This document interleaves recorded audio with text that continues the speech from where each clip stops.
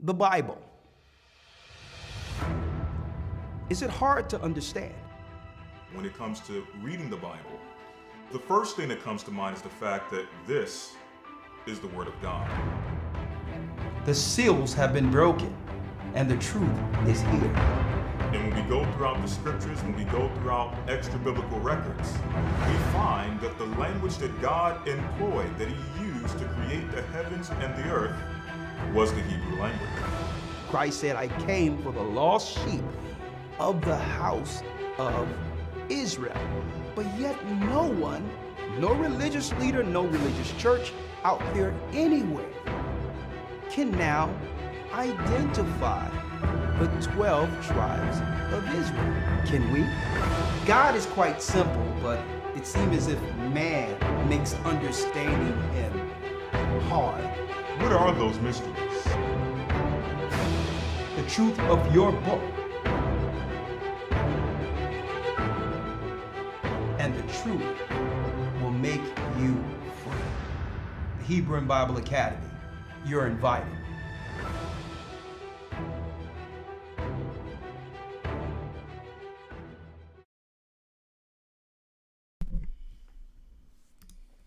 Let's go.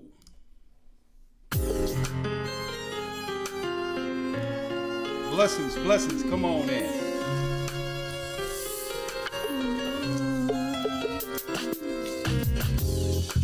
The East is where we're from. The 12 tribes of Israel. Come on in, Shalom. In 721 BC, the Assyrian king, he took us down, we fell. With the great escape, we went through the Euphrates.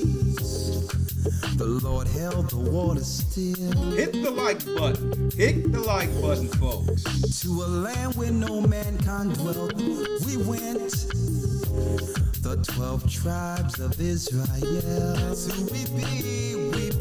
Come on. The Cubans, from Puerto Rico, and Valley from the Isles of Hawaii. Blessings, blessings. The Lord is calling back Israel. Babylon from Panama, the North American Indians, Simeon, the Dominicans, the highest gathering Israel. That's right, brothers and sisters. The Most High's gather in Israel. I'm Elder Ricard, the Gathering of Christ Church. Here with Elder Lawyer, I'm going to bring him in one moment. And yes, we're going into a serious topic tonight. Esau has lost his mind. Okay? He's throwing everything at the wall. Hope it will stick. And unfortunately, our people over and over again sometimes falls for the deception. So that's why I titled this broadcast tonight. And I'm going to jump right in after one announcement. When will God's people Israel wake up to the deception? When? When are we going to realize that the whole world revolves around us? The nation's focusing on deceiving us while extracting our spiritual gifts given through the Most High. Right?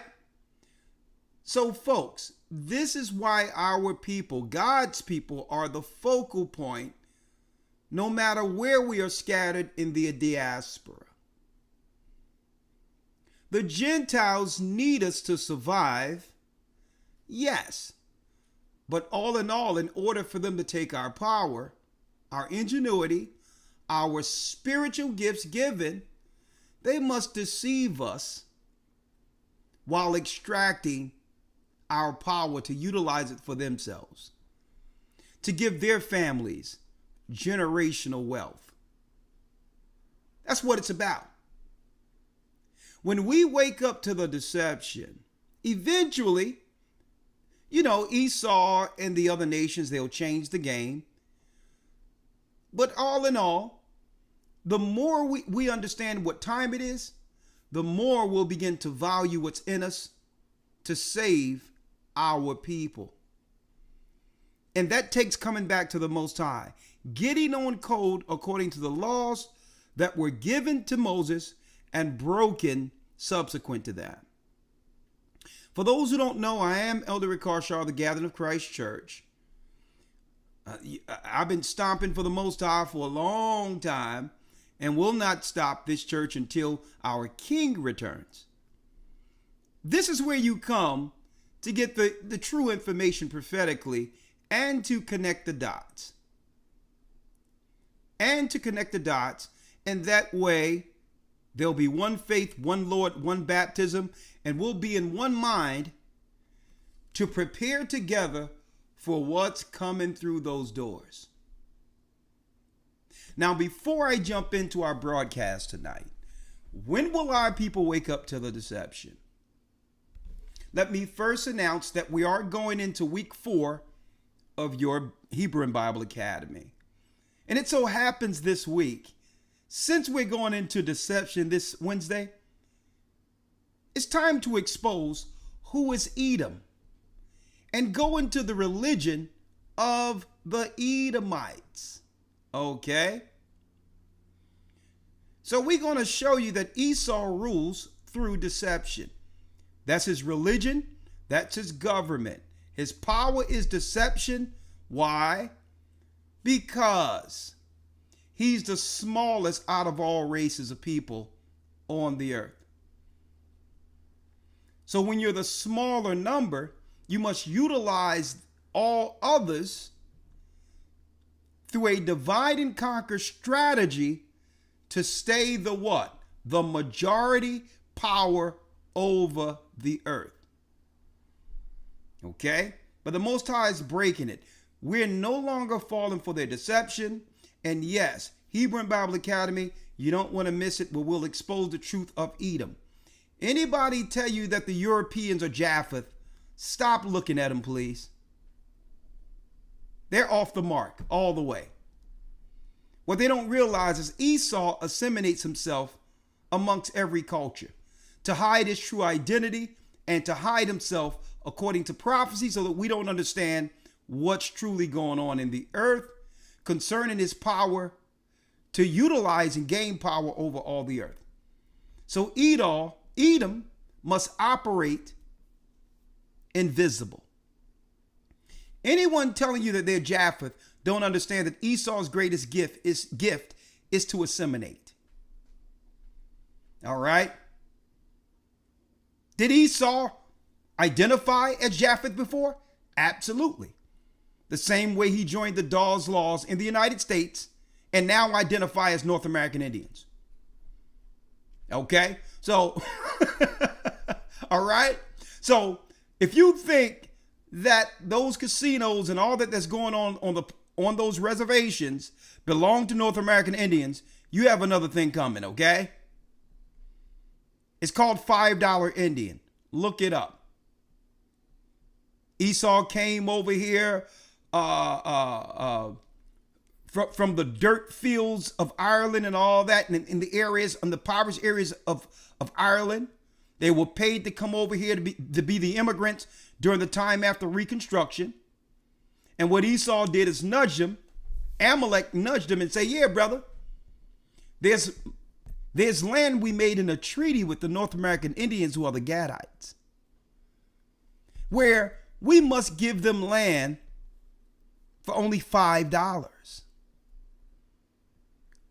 Nudge, nudge, wink, wink. So I'll tell you what.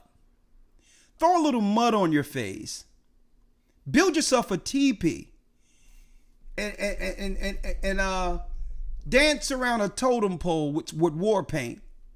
Fill out the Dawes rolls for $5 and we'll give it to you as a hookup as long as you allow us to establish businesses on the reservation. See? Esau took white people, brought them over, gave them all the benefits to slight the children of Israel who are already here in the Americas, who are from the tribe of Gad. And they're doing the same thing right now again under immigration. Okay? So that's how Esau does. They assimilate. And it's about consolidating power, bringing in the New World Order, and they don't care who you call them. They don't care what you call them, as long as you don't identify them as Edomites. See? Because Edom does what? When you go into the prophecy, it exposes their true intent prophetically. It actually highlights why they were actually created.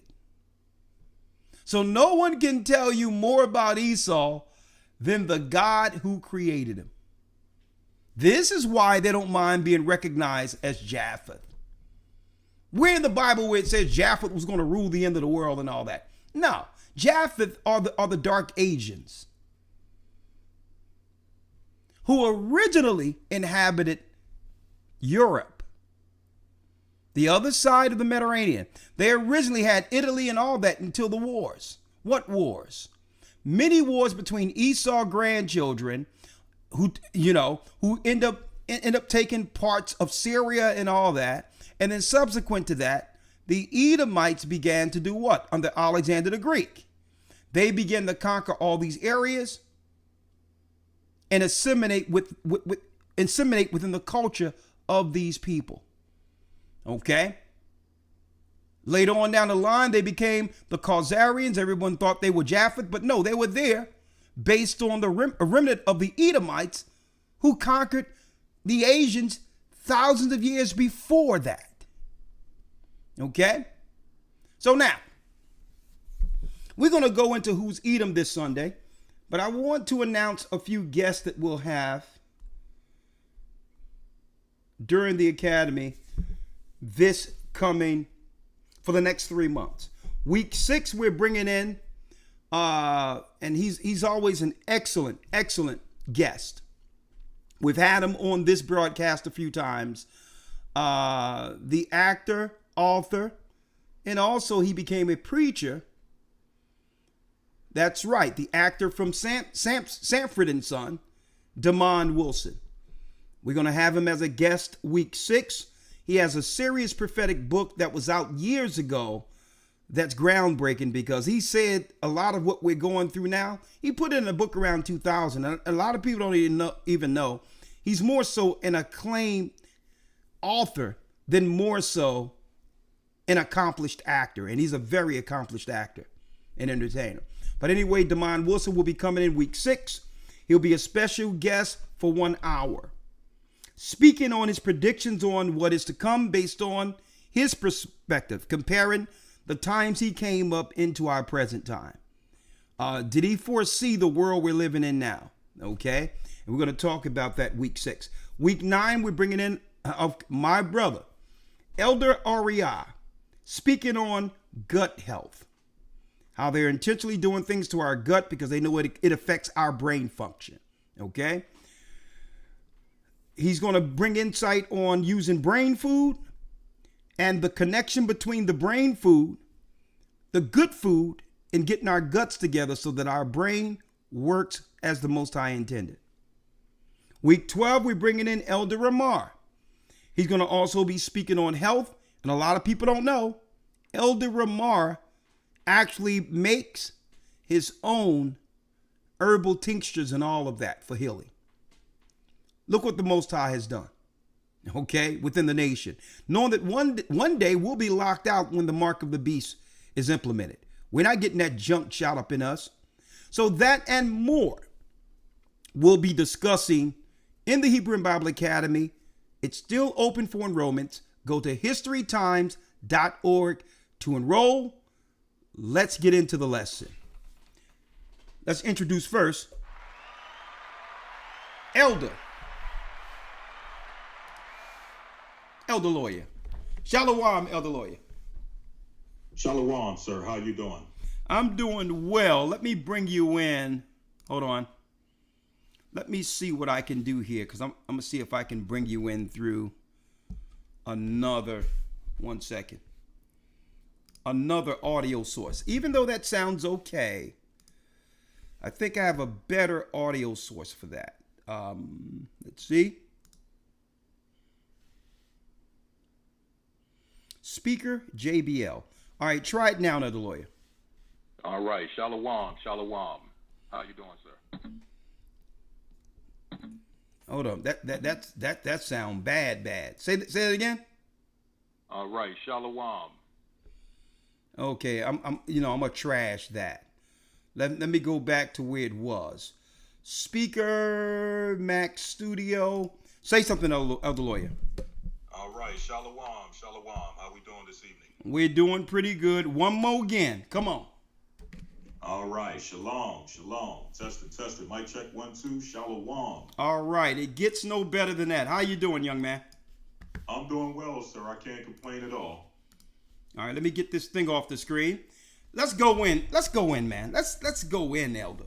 All right. When will God's people, Israel, stop falling for the deception? Now, first and foremost, elder, I'm shocked at this point with the fact that you were able to come in and actually assist me this evening. And I know you wondering, well, elder, I'm here every Wednesday, right? You know, if the Most High permit, if you're not traveling, right? Right. Well, a good man like yourself, you know, based on the word out there, should have been raptured already. You know, and you know, I'm being a little facetious here, but you still got a number of our people still believing in the rapture deception. Now, I'm going to go into that in the academy, and I'm going to show you that, folks, that's another Edomite lie. Okay? Right. When is Edomites lying? Media. When they're trying to convince you to do something, right? These people have power through psychology. Esau set traps, okay? And then laugh behind and giggle behind your back once you fall into them. They're good for that, folks. They even do it, let me tell you, they even do it at the corporate jobs. Right? You should see some of the email they sent back and forth and all that, and how they set traps while people and sit and giggle and laugh. Or they'll put a ditzy, nonsensical Edomite girl who have no sense, just came out of college, an intern, over a qualified person. Like our people. Like they're gonna give you their own little, you know, job toy to play with. Oh yeah, you can just be over them. You can be overqualified and everything, and they'll just give them a person, an actual person to play with. Folks, I worked in a Fortune 500 company, right? I know how the emails go back and forth. And guess what? I know how they operate, especially when they think. When they think in their mind, you're down with the bull they're shoveling. Right? Yeah, I'm going to tell you right now, folks. Esau is a trip. How many of you know the Edomites came up with the rapture? Straight nonsense. But before I go into that, elder lawyer, let's unpack this. Let's start with Edomite deception number 1. Look at these fools walking down the street right here, and I'm going to give y'all some insight to what's going on. Fair use. Oh. Let's go here. All right, let me go here. I'm going to put this on the studio display also. Listen to this. Charlie Kirk. Charlie Kirk. He was a racist. He was a racist. Now, let me tell you what you got here with the people with the mask on. A guy right here who knows where he's from, with the Jamaican hat on and the brown and the beads, right? Look at it. Look at this guy right here. Talking about Charlie Kirk. Speaking of how long will we fall for their deception, folks? This is nothing but DNC, Democrat, Black Lives Matters playbook, rolling it out, trying to connect us with the Charlie Kirk thing that we have nothing to do with. That's all this is. They're trying to roll out a Black Lives Matter script in hopes that our people will be provoked into going out in the streets and protesting now that the armies will be just sitting there waiting to embrace these looters and these instigators with open arms. Okay? This got Fed Op written all over it. Okay? Right? So this is an operation. Ignore it. Don't think anything of it. It's setting a trap. Okay? It's setting a trap. There's nothing but white liberal nut jobs behind this particular demonstration. Right? And if our people don't go out, get triggered to vote Democrat, these white crazed liberals will lose their monies given to them through the NGOs, the nonprofit NGOs they collect money through to make sure their children get generational wealth. So they get paid off of instigating and agitating our people, right? When you see these things, get your popcorn, right? Your favorite beverage, and sit back and just crack up and don't listen to the nonsense, okay? We wasn't even thinking about any Charlie Kirk a month ago, all right? Now, you can't go on any platform online without seeing it, all right? So what you do, ignore it, right? You with me, Elder? Ignore it. They showed a story of a black guy getting hung in a university. I don't believe anything coming out of these universities, okay? This is where they get their radicalized satanic nut jobs to drive the youth politically, and usually it hurts our people in the long run. So if they say a black guy got hung, guess what? If it didn't happen to you and you didn't see it, ignore it, okay? I'm going to show you how to get through Esau's traps, right? Okay, so here's another, they done squeezed, the white nut job Satanists have squeezed everything they could out of the Black Lives Matters lemon, okay? But here they go again. He was hating. He was hateful. Justice for justice for. And what they probably did, got this guy out of a corner somewhere. No matter where they got him, probably raised one of these crazy white families. And they be doing all types of things to these crazy these kids over these crazy liberals. Or, who knows? I gotta admit, sometimes, Elder Lawyer, our people can be bought for, they can be purchased for a small, a small stipend. Right. Right? Who knows? Probably, $15,000 and 2 cartons of Newports. All right? 2 cartons. Yeah, it sounds about right. 2 cartons of Newports.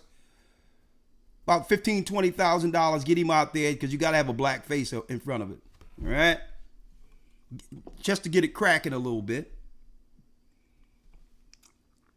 All right? And who knows? Probably parole expunged or something.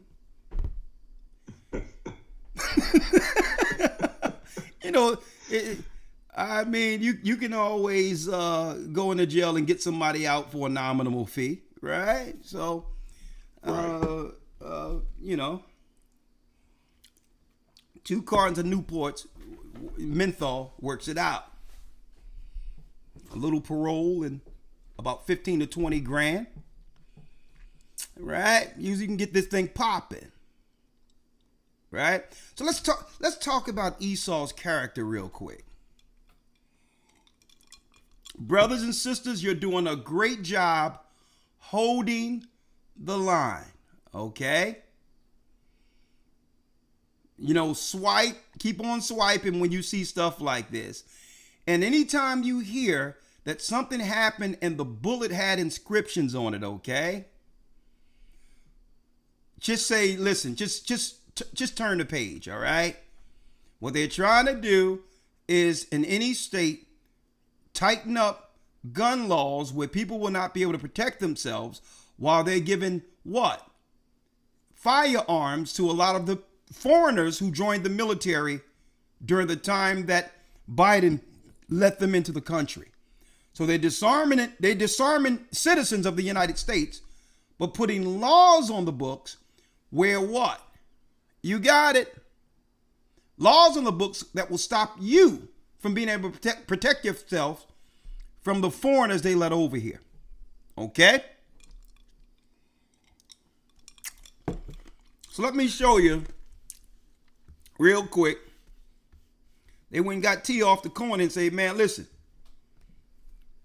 All right, we're going to hook you up. We're going to give you some parole. We're going to give you 2 cartons of Newports. And we're going to get 30 people behind you. You know, LBGTQ is all attached to this too, folks. But they, you know, they've been getting that work. So they just in the background right now. They've been getting that work. So, you know, they say, okay, we done ran the black woman thing into the hole. Black women that lost their jobs and all that and realized they've been double crossed by the same crazed satanic white liberals. So let's use a black guy this time. You know, we already had the NFAC, the Not Effing Around committee during Black Lives Matter. Esau say, let's see if we can use that script. Right? Oh, y'all think I'm joking? That's a real organization, folks. The NFAC, baby. The NFAC.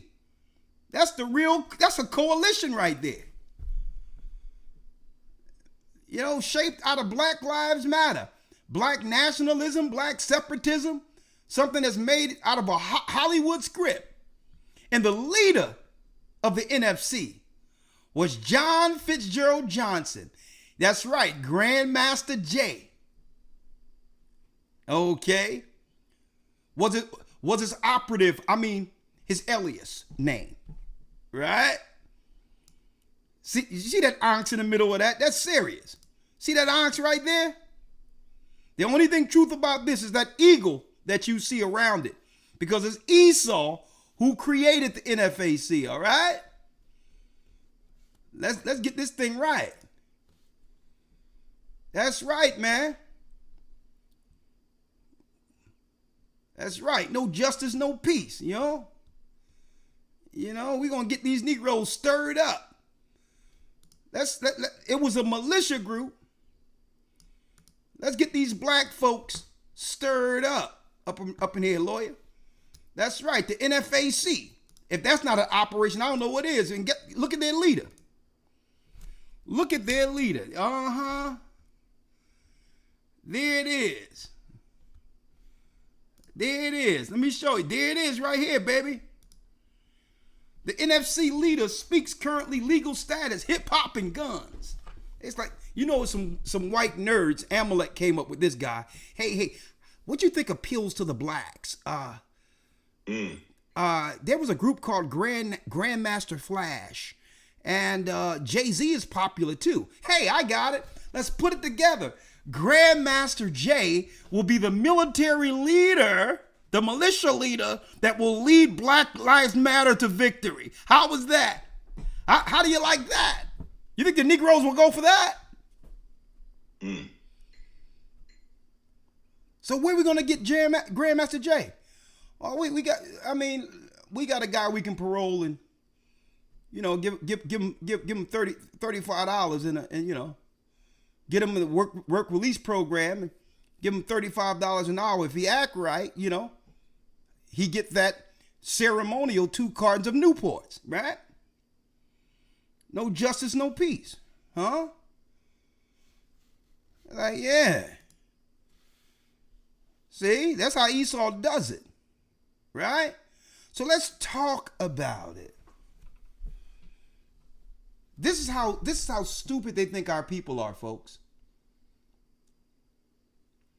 Just listen, and guess what, folks? They're not even trying to make these stories they putting out.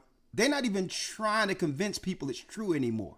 It's as if they want you to know that we're just using these stories to come after you, and there's nothing you can do about it. Oh yeah, by the way, the perpetrator. The perpetrator had a trans girlfriend, and when he climbed down, he made sure he left the shells of his bullets on the side, right next to the building, that was inscribed that he's coming after MAGA.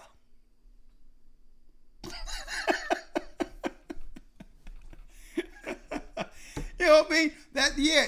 He had a little inscription machine to be able to actually, this kid, 90 pounds, soaking wet with rocks in his pocket, no money, married to a trans, but he got all the money. He got this sophisticated machine that can leave full manifestos on the side of bullets.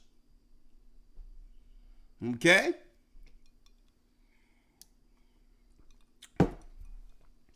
So let's go into it. Let's go into Esau's character, Elder Lawyer. Yes, sir. Let's go into Esau's character, right? Let's go to the Bible real quick. Let's go to the Bible. Let's talk about Esau's character. Because he's always trying to deceive people, right? Right, all right. So, Job 13:4. Let's read it. Yes, sir. The book of Job, chapter 13, verse number 4. Yes, sir. But ye are forgers of lies. Ye are what? But ye are forgers of lies. Ye are forgers of lies. Folks, they forge lies. They go into their boardrooms, the Bilderberg, the Economic Forum over in Europe, even within City Council and the government, and they forge new lies in an attempt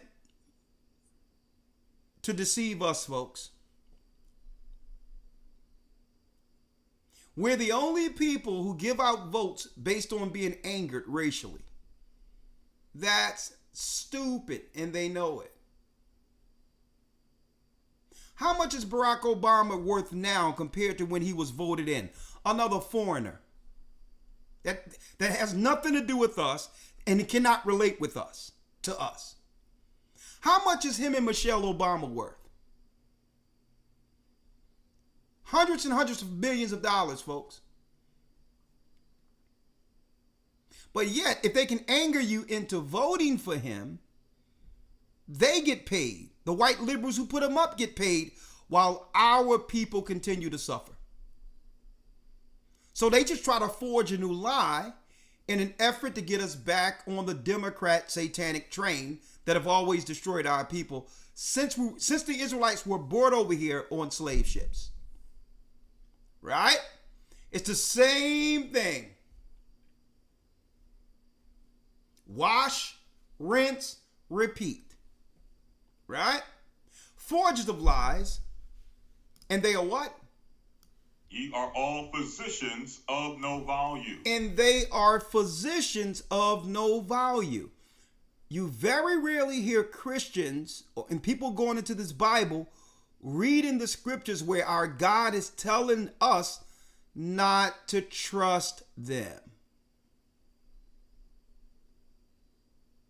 Now, people try to claim that the Bible is a white man's book.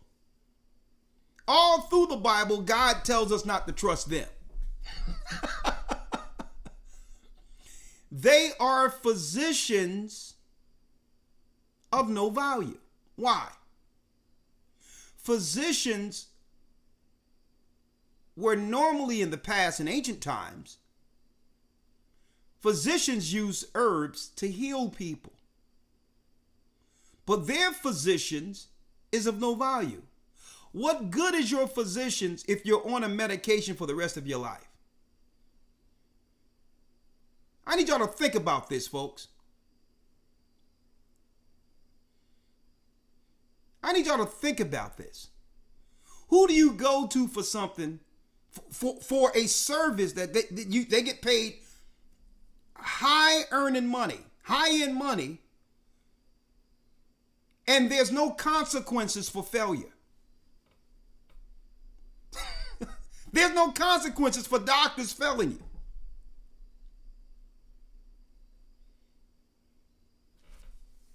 I need y'all to think about this. There's no consequences. Physicians of no value.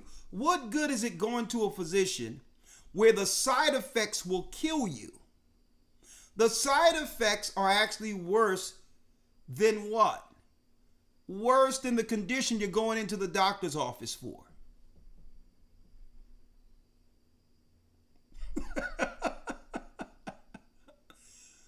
You go in there, with a muscle, a calf muscle, and the next thing you know, they tell you on the side effects that you're gonna urinate blood, you may have a collapsed lung, your heart may stop, and you may have suicidal thoughts. And if you have these suicidal thoughts, you'll have your head together enough to call your physician. Okay? No problem. So they are forgers of lies.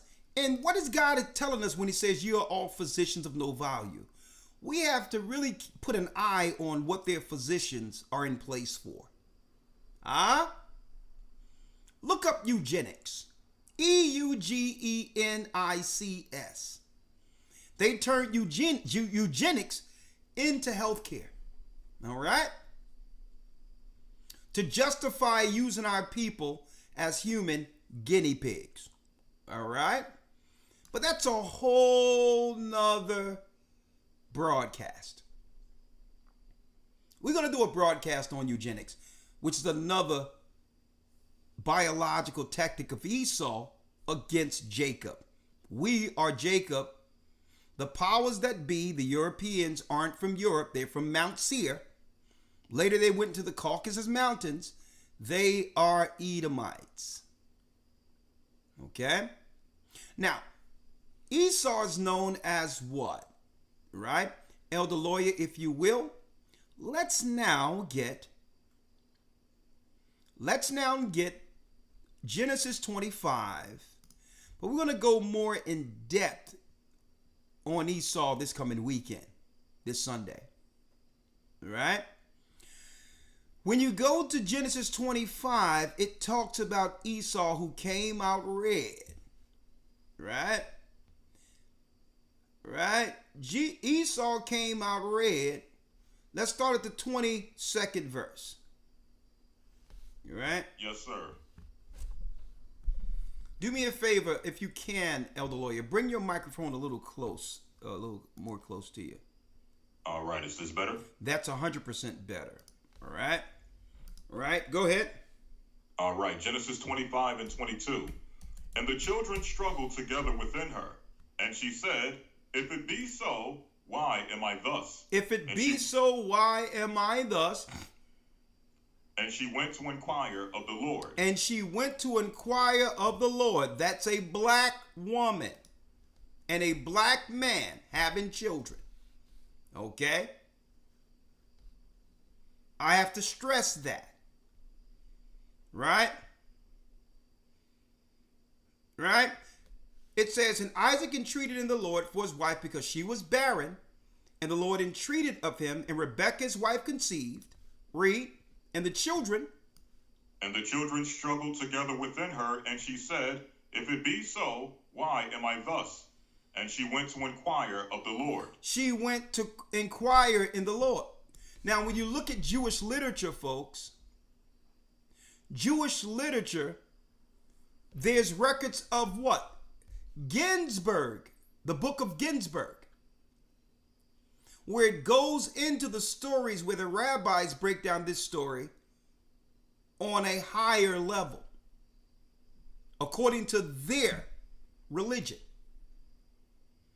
Under the Ginsburg book, it states that Esau and Jacob was in the womb battling for rulership and power that was given to Abraham through Isaac.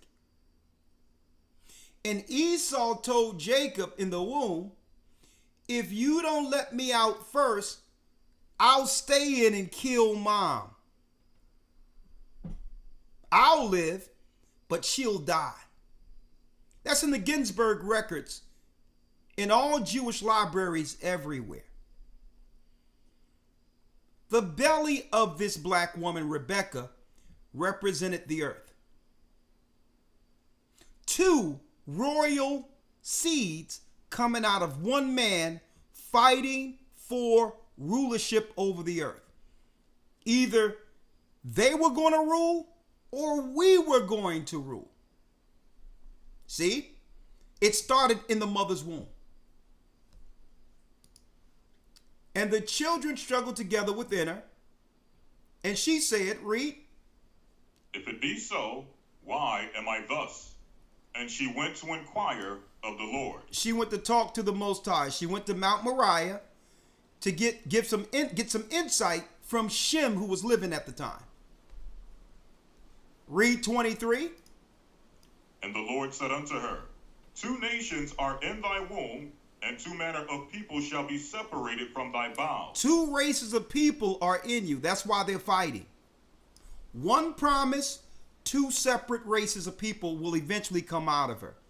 Even though they both initially have the same genetics.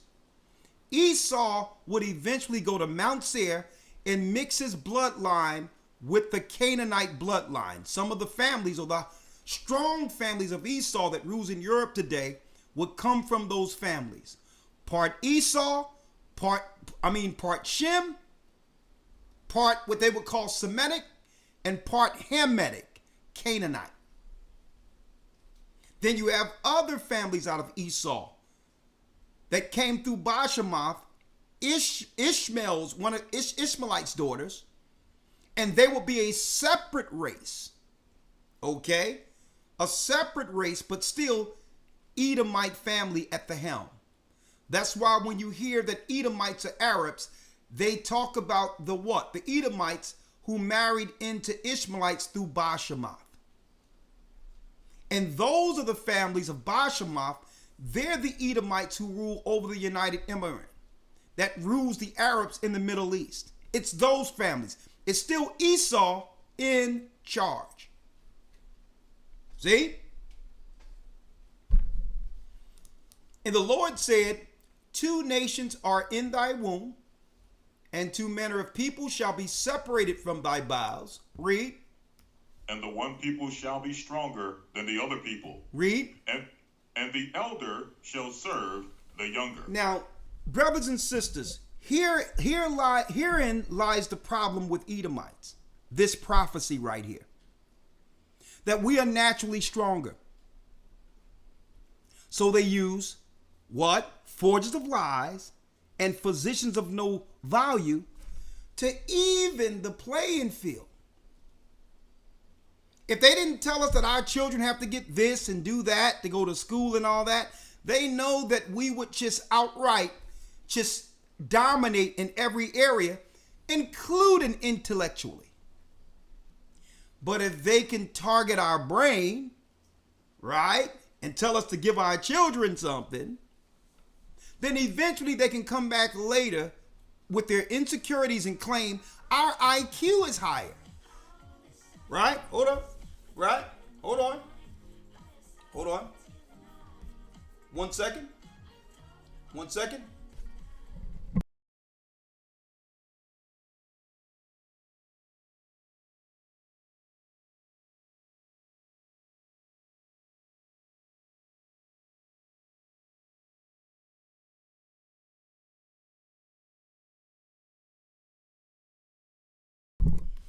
Yeah. So what they'll do, brothers and sisters, is they'll mess our children's brains up, bring their nut job liberals that usually live amongst witch covens and are Satanists, make them our school teachers, right?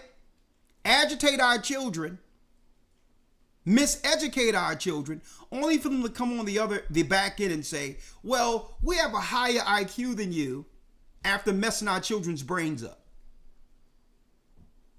Because they know we're naturally stronger. We're connected to God. Herein lies their insecurity and issues. Right? Because we're stronger. Right? And what they do is, because of their insecurities, psychologically, they try to press us with their insecurities and put their insecurities on us. And a lot of our people fall for it, unfortunately. Okay? The elders, and here's the other issue that they have. That the elder was made to what, elder lawyer?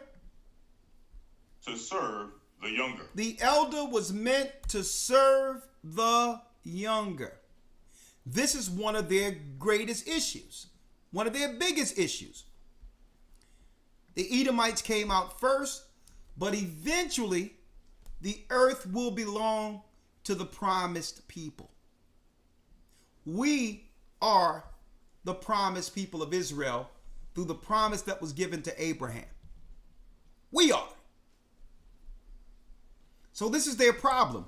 They came out first, but yet they don't get the eternity that will come to this earth when Christ returns. They don't receive that. This world, the power that they've consolidated according to prophecy, is all they'll have, and their time is almost up. That's why they're losing their mind. That's why every day there's another event out there. There's another event, because what are they trying to do? I'm going to tell you why there's news of traumatic proportion almost every day. If they can make all these events every day, they take full control of the media cycles. And by doing so, we're not looking into what's truly going on in the earth. It used to be, they used to be able to do one of these once, like 911. That thing, they squeezed all the lemons, they squeezed all the juice they could out of that one. That lasted at least 10, 15 years. Where they didn't have to do anything of that proportion ever again, to that degree again. It was one time, like the movie Bowling for Columbine, when the children shot up a school years ago with white people and all that, and we used to fall into those narratives, not even really investigating, was those stories exactly what they were reporting? And us being Christians growing up, we had no reason to believe they weren't true, but they were playing on our naivety. They were playing on our belief in God. They were playing on the fact that we would trust them, thinking what people would be evil enough just to make stuff up and to do certain things that would actually, who would make up lies on that level? We couldn't fathom a lie on that level. So we accepted a lot of their events as truth. See? So then, with all these events going on, it used to do what? Through trauma, through traumatizing the citizenry, you now gain control over that, where the government have to bring solution. It's called the Hegelian dialectic. That's what it's called. It's actually a thing, folks. That they'll create the event so that the people could fear and ask the government for help to fix the problem they created. It's called the Hegelian dialectic. Problem, reaction, solution. Right? So that's how it works. Because what? any traumatic event takes over the media cycle. So then, because of this big thing they claim happened, they can now ignore what they're doing to us. We can now ignore it because now we can say, well, hold up. You've enslaved our people. You gave everyone reparations instead of our people. You're taking our right to earn away. And then they'll look at you and say, well, hell, that pales in comparison to what's on the news right now. So they'll put that on the news while ignoring their continued tyranny against us. See, and this is why, brothers and sisters, you come to this channel. It's an escape, and it actually we show you according to prophecy, the realities of the matter. That's why you come here.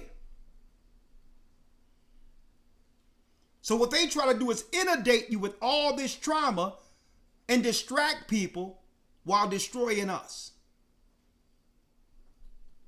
But we're not going to allow these news cycles, we're not going to allow these cycles to overshadow what's going on with God's people. We need to keep it on us. Period. Because God is keeping it on us. Everything they're doing is because of us. Two white people you claim did something against one another, and now you're trying to pull a black man in it? A black one? Listen, we've been it. We're not in it. Why everything got to be circled around to how we feel about it? What we feel about is what's going on with our people, God's people, according to prophecy. That's what, when you have that on a news cycle, guess what? You can call us into that meeting. When you're giving true restitutions and recognition to the true children of Israel, guess what? When you put that on the news cycle, then we can talk. But guess what? In the meantime, we're going to put it on the news cycle right here. Let's go back into Esau, right? Yes, sir. Verse 24. Yeah. And when her days... Let's go. In her days to be delivered, come on. Yes, sir. 24. And her days to be delivered were fulfilled, and behold, there were twins in her womb. There were twins in her womb. And the first came out red all over like an hairy garment, and they called his name Esau. And the first came out red all over like a hairy garment. Yes, they are not white, okay? Now, just because someone is an Edomite doesn't mean that they can't get accepted if they were to put down paganism, satanic operations that they're a part of, and fornication, and repent and begin to follow the law of their father before he went rogue. Esau is one of the sons of Isaac. At one point, Esau knew better. So through Christ gave them an opportunity to do what their father rejected.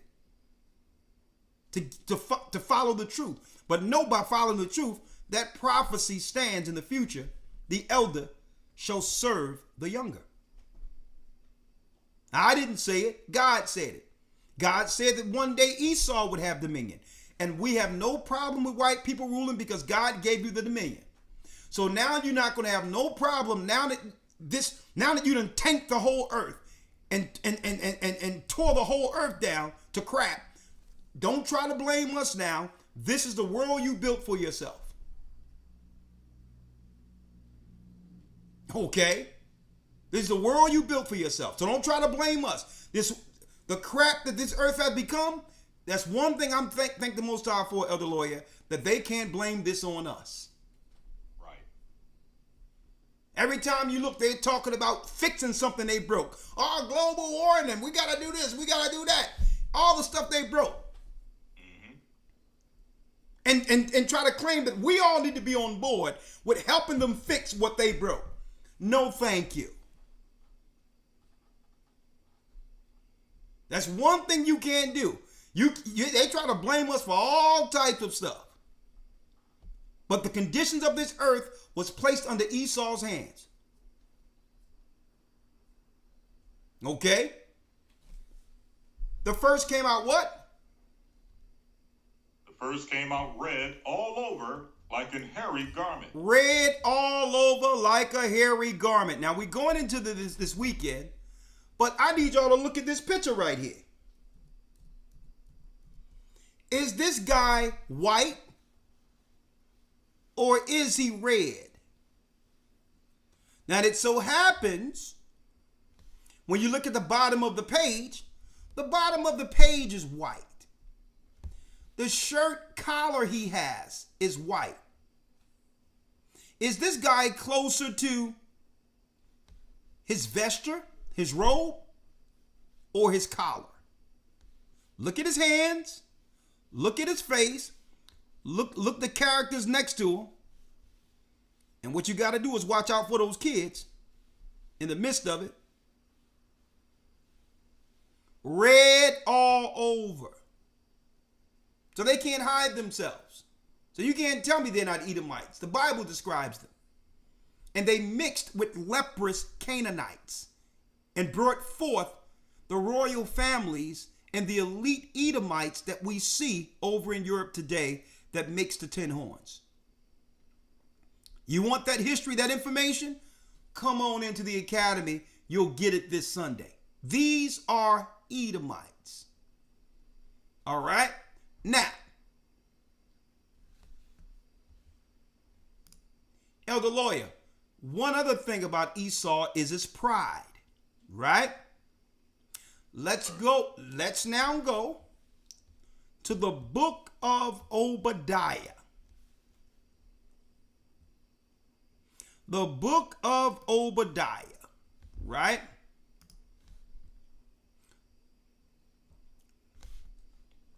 Yes, sir. I'm there. Let's start at the first verse. And the Obadiah is only one page out of the Bible.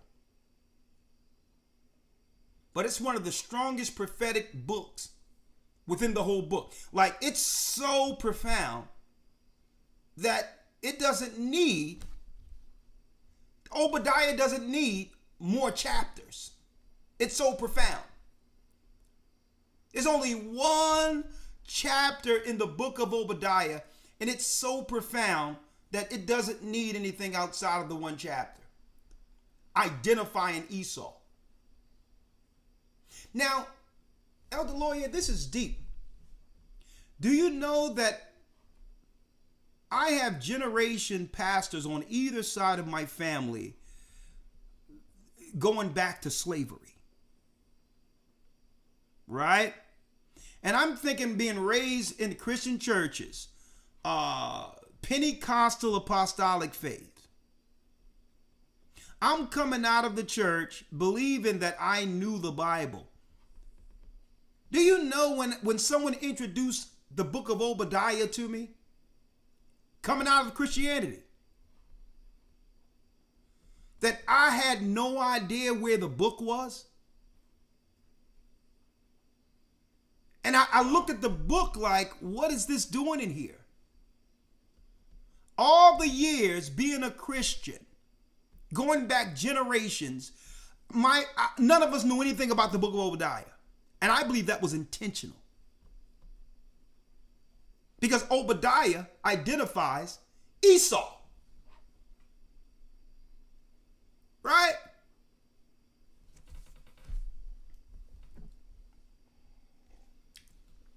Let's go to the book of Obadiah. Let's read it. The vision of Obadiah. And I'm going to pull out one satanic attribute of Esau out of here, right? Obadiah, Yes, Obadiah 1:1. And then we're going back to Genesis. Yes, sir. Obadiah 1 verse 1. The vision of Obadiah, thus saith the Lord God concerning Edom. We have heard a rumor from the Lord, and an ambassador is sent among the heathen.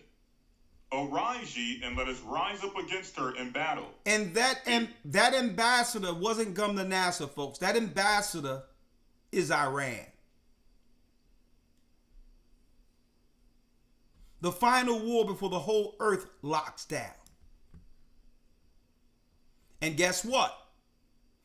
The whole COVID lockdown for all the earth was really preparing the earth to be locked down for the war when Israel engaged against Iran. Right? So while we're looking at Charlie Kirk and all what they're doing to do what? To take over the media, to take over the media lines or the media's, I would say, headlines throughout the earth. No one is talking about what's going on between Israel and Iran right now. No one is really concentrating on the fact that they're still wiping out Gaza. You notice that? So a lot of these events we're seeing in the United States is really to control the media output so that people are not looking at what's going on prophetically. Huh? I'll look at 1 minute of what news they put out there, and I know exactly what they're talking about as far as, and I know when it's an event to distract people. We have to become what? We have to be savvy, prophetic thinkers going forward. Anything in the news, we have to ask, how does this fit in prophetically with what God said? Or are we being what? Are we getting diverted and deceived by Esau? See? 2, behold. Behold, I have made thee small among the heathen. Thou art greatly despised. They're the smallest race on earth. Out of all races, when you put them all together, they're only 7%.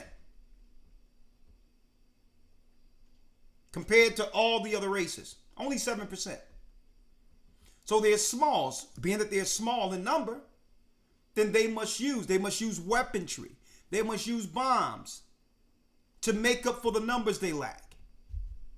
They must use bioweapons to harm people, to get to our children before our children get a chance to grow their brains and their bodies to understand why they were born at this time prophetically. So because Esau is small, he must use bioweapons, physical weapons, as well as psychological warfare. He must lie and deceive based on his numbers. See? If he had the numbers, then he would use the numbers to do what? To execute his will against people. If he got the numbers, he don't have to deal with all these other what? Clandestine tactics. If he got the numbers, he would just engage you and just take what he want and not ask any questions. See? But he's smaller, so he have to use all these other tactics. See? Psychological warfare. And on all his maps, he make England look almost as big as the United States. On all his maps. You can put all of England in Connecticut. The whole England you can place within Texas. Okay? So they must deceive. Part of their thing is deception based on the fact that they don't have the numbers to exact their will like they would like to. Right? 3. The pride of thine heart hath deceived thee. Thou that dwellest in the clefts of the rock, whose habitation is high, that saith in his heart, who shall bring me down to the ground? Who shall bring me down to the ground? So this is Esau's biggest problem. Pride. When in wisdom it tells us, pride cometh before destruction, and an haughty spirit before a fall. Because they have the power to deceive, they have deluded themselves into believing that they're more powerful than any other race on earth. Well, it's not true power if you can only get it through deception. It's not natural power. See? It's not righteous power. At the end of the day, When you're blessed with any power that you've received through being what? Being good, being righteous. Now you can more so celebrate and sleep at night without paranoia. See, and this is why Esau is doing what he's doing, paranoid, knowing that his history is catching up with him.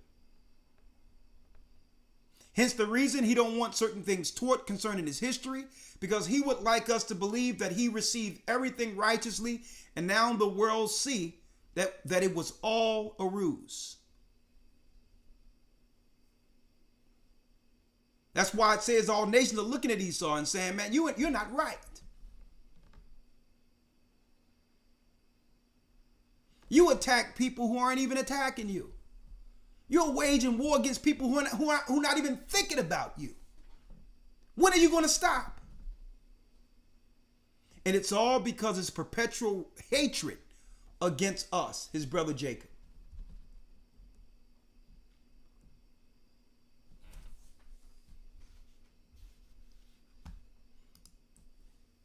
Let's go into his main tactic. Genesis, the 25th chapter. Let's go back where he was what? A cunning hunter. Yes, sir. The book of Genesis, chapter 25, verse number 27. 27. Thank you, Elder Lawyer. Read it. Yes, sir. And the boys grew, and Esau was a cunning hunter. And Esau was a cunning hunter. Folks,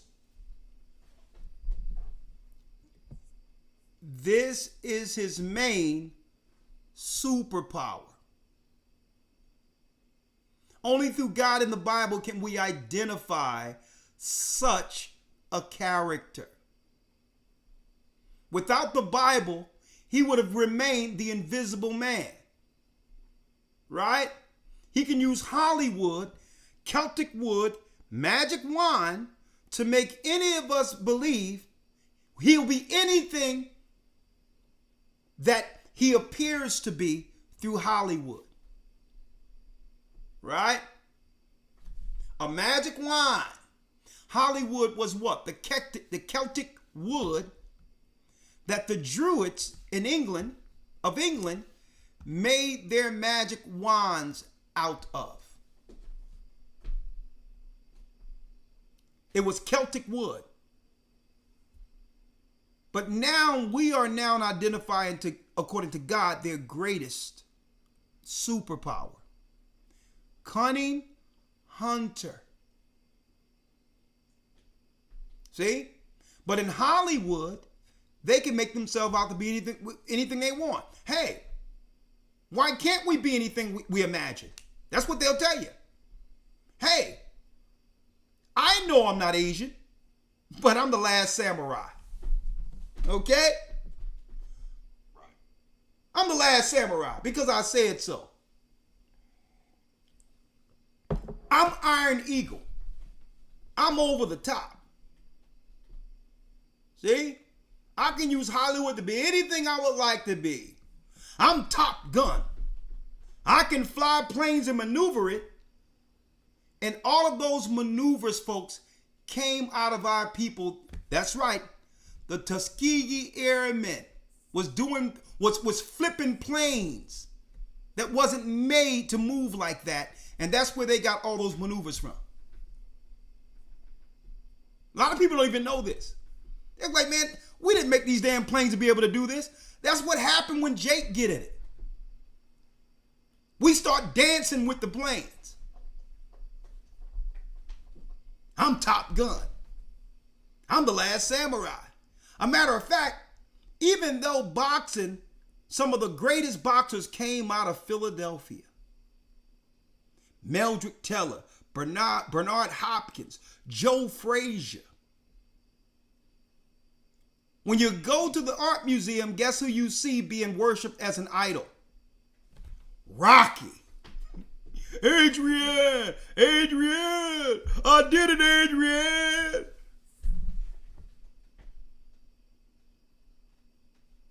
See? All these great boxers came out of Philadelphia. Right? And then and people travel from all over the world to take a picture in front of the Rocky statue.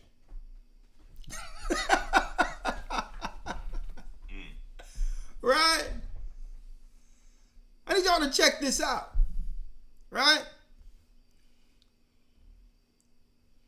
And even that fight that just went down between Elder Lawyer, you a boxing connoisseur, the last two people that boxed. It's about Terrence Crawford and Canelo Alvarez. The whole hype of the fight, without people even knowing it, you know there was a racial connotation to that. The Mexican who like a white redhead white man. Right. It's the same thing, that racial tension that no one truly understands. Well, what is at the heart of all this? We're reading it. Right? Yeah, my man came with the Philly shell. What was his name? He came out a little after To my Floyd Mayweather. No, it was the guy before Mayweather. What was the guy that had the shell? What was his name? His name was Pooh something. I forgot his name. Okay. I forgot his name, Elder Lawyer. You the boxing guy. You watch it more so than... You're not talking about Pernell Whitaker, are you? Pernell Whitaker. Pernell Whitaker. Yeah, there you go, young man. Pernell Whitaker. Yes, sir. He had the shell with him. Yeah, all these great boxers, when people come to Philadelphia, take a picture with Sylvester Stallone, right? Right. So this is his greatest, and guess what? I don't downplay when any person have been given gifts and talents of excellence. It's not like there weren't any great white people or great other races who've accomplished things. But I'm just showing you an example. How Esau can use Hollywood and become everything. Right? To downplay Jacob. To downplay Jacob, his brother. And it says, and the boys grew, and Esau was a what? And Esau was a cunning hunter, a man of the field. A man of the field. A cunning hunter, and he liked to hunt. He out there with bow and arrows. Hey, to get a deer next to him, Elder Lawyer, I don't know if you know where to purchase some deer pea spray. You know where to get that at? Well, sir. You ain't going to Amazon a bottle of deer urine spray so you can get next to those deers? Man, Hades, no.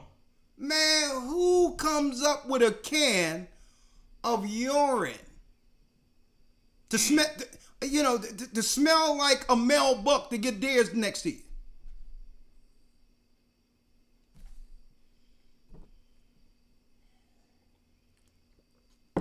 In a can. Oh yeah, honey, I'm going out. I'm gonna bag me a buck. And you would think a woman would be like, hey, you ain't coming to my house smelling like that. No, she's the one spraying it on him. Yeah, honey, turn around. Turn around, honey.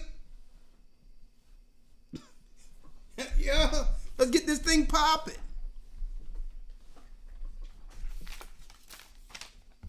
All right. All right, let's go. It says, a cunning hunter. Cunning. It says what? Observation. Right? And ascertain by seeing. That means Esau studies us. You think they're just hanging around just to be around you. No, they are enamored. Not only are they enamored, It's fascinating to them when they're around us. It's like, how can these people naturally just be like they are? And they observe us like an outside species, folks. They're scientists and all that. So cunning is how they observe us. What do they like? What do they dislike? What are their cuisines, their music, their culture? I mean, these are some spiritual people. You would think that a people that's been deprived of everything would reject God by now. And they're fascinated with that. How can these people still believe such? How can they still believe in God based on what we've done to them? They observe everything we do so they can find out what exactly we do they can now criminalize. Right? It is we flat broke coming home from the war. And guess what? I do not co-sign drug dealing at all. But I grew up in North Philadelphia. I never did any of that thing. I never sold one bit of drug in my life. But I've seen people come and die, not die, but come from the war all messed up from Vietnam. And the only thing they can do is get on their feet because they weren't getting money from the GI Bill. They weren't getting homes like the white people. They would come right back into the neighborhood. Any money they had, they would probably go buy some marijuana. I remember those little yellow envelopes they used to put a nickel bag in. And sometimes people would grow their own marijuana seeds and start, just selling marijuana. Now, the Bible is not down with marijuana, folks. I don't care what people tell you, but I remember that used to happen. Why do I bring it up? Our people weren't really making money like that off marijuana. It was enough to probably get them through the week. They criminalized that, locking our people up for 5 years and all of that for a few nickel bags. And now I'm looking almost on every corner in their stores now.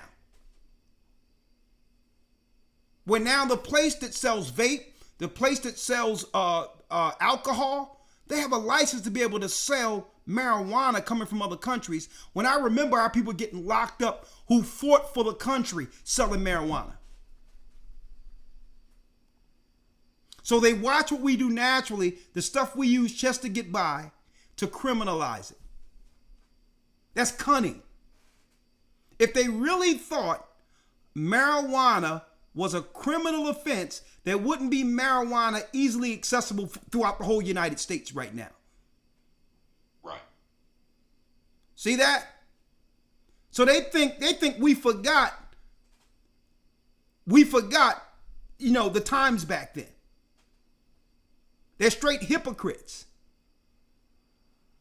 We couldn't, even when we came out of slavery and all that. Guess what, folks? Reconstruction. Folks, I mentioned this before. We couldn't get anything from them. It was segregation. So anything that we made, we had to make for ourselves. We would work all week, do our crops, do all of that. And guess what? We would take our corn, our potatoes, we'd make our own corn liquor. A matter of fact, a lot of people don't even know, folks. Folks, do y'all know what's that alcohol? It's called Uncle. Let me pull it up. Uncle Nearest. Uncle Nearest. Uncle Nearest was the first alcohol brand that we would have. Who stole his recipe? Let me get it. I think it's Jack Daniel. Jack Daniel. That's it. Uncle Nearest is the original formula for Jack Daniel's alcohol. We were making our own alcohol. They brought the Italians over, and then they started prohibition. To criminalize, we couldn't get it from them. We were making our own wine, our own corn. Hey, Elder Lawyer, your video. Our own corn. Yes, sir, My father's from the South. My father's from Virginia. I remember my father would drive back to Newport News, Virginia, to go grab corn liquor and all these others. Come back with a gallon bottle of it. The Uncle Nearest began Jack Daniels. They brought the Italians over, hired them they hired them within the FBI and all that, and then they made alcohol prohibited. What did they do? We would transport our particular alcohol to Harlem and all that because we were connected with each other. They were buying our stuff from down south. So y'all need to know this history, folks. So what did they do? The Edomites stopped people on the road, grabbed the barrel, and put formaldehyde in one of the barrels, just checking it before it was prohibition. And they poisoned one of the barrels. And through that poison, now it went back to government that now it must be regulated. They poisoned one of our barrels. Don't forget, we didn't drink poison, folks. We had the best stuff. Before the modern day healthcare system, before all of that, down south, we were living 90, 100 years easy. Because everything we made, everything we were drinking and consuming was made from our own hands. I need y'all to understand what we had to go through with Esau being the cunning hunter. He takes one of the barrels that we got, put formaldehyde in it, poisoned one of the barrels, and when we took it over into Harlem, somebody gets sick, somebody die, and guess what? Law enforcement is right there to now use this as a law to make prohibition, to where now the Italians and the other white people can now control the alcohol market because we were making the best stuff. We were making the best stuff. Everything we do, they examine and criminalize it and then take it for themselves.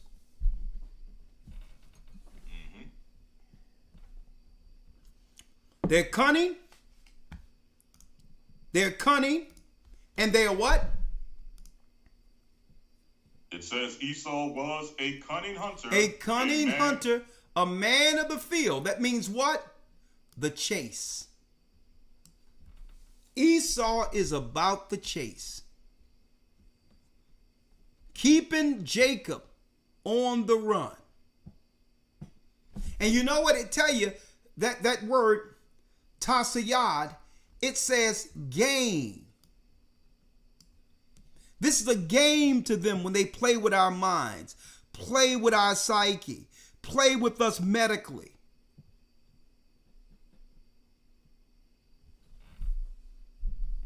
It's a game to them. So, the question we have, knowing Esau now going into it, lawyer, when will God's people Israel wake up to the deception? Huh? Let me give you some more of what Esau done in this earth to deceive people religiously, right? Politically, they'll pay somebody like this, like I said, a few cartons of Newports and a couple of $1,000s to go march to get us out in the street. These jobless low. No, I ain't trying to hear what you got to say. Let's get here real quick.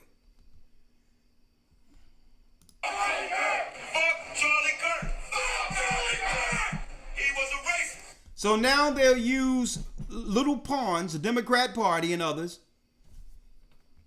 immigrants. They'll put all these people together so that they think that we're going to see this and go out and march with 30 misfits they paid right here. So they try to trick us politically, right? And what they'll do, you see the white woman, racist he was, right? So she's triggering our women and others to go out into this spectacle that the Democrats have created. All right. So politically, they try to deceive us. We're not going for it no more.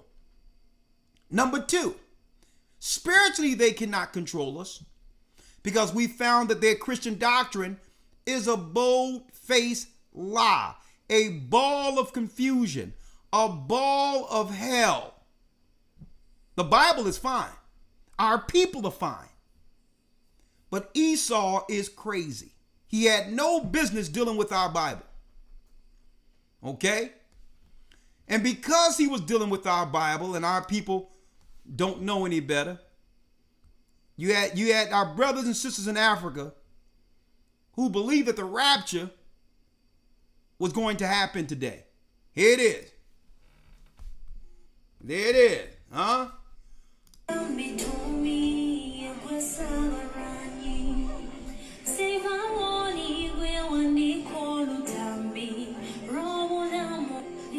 We coming home. We coming home. We coming home, Elder.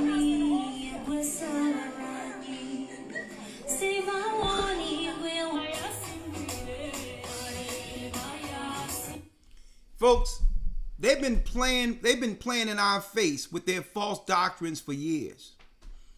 This guy went and got him some excess water to walk the journey for the rapture. If you think you coming home, you don't need none of this. Look, all the way going back there, folks. Look, all the way going back here, folks. You got a bunch of our people going to a mountain, and Esau is cracking up because the rapture was a lie created by two satanic perverts who are Jesuits. Okay? Alberta Rivera and Ignatius Loyola, two Edomites, all of them, the Jesuits, came up with this garbage rapture doctrine of dispensationalism. It's not in the Bible at all. Zero. When it says our people will be caught up, that's the last trump. That's when Christ returns, folks. There's no story in the Bible where there's a church that's floated up, then an antichrist come out for 7 years to put the people under the mark of the beast, and Christ come back at the end of the 7 years. That's dispensationalism created by crazed nut jobs. And now they got our people today. And guess what? They did this before, folks.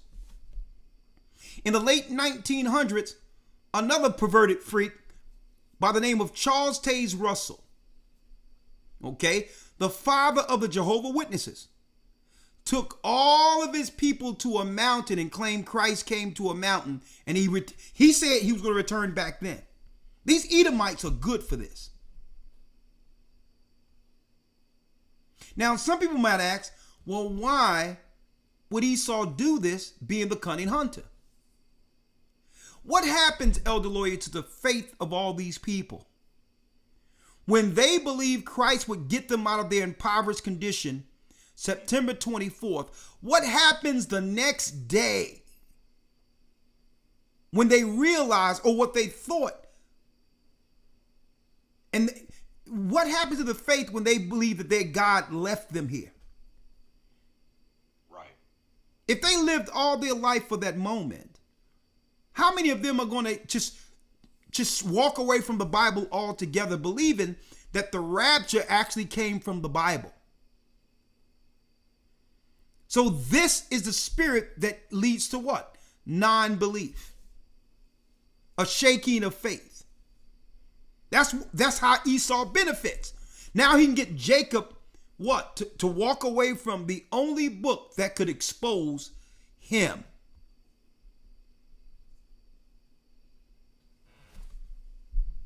Right? There it is, man. Let's get this rapture together. There it is. Let's do it. Okay. Elder Lawyer, you ready? I'm glad you here on the 24th, my brother. I thought they took you. Let's do it.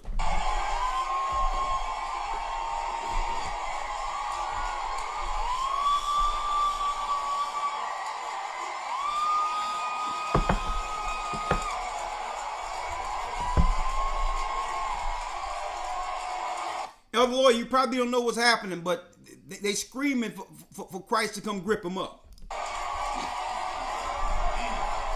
Don't pass me by.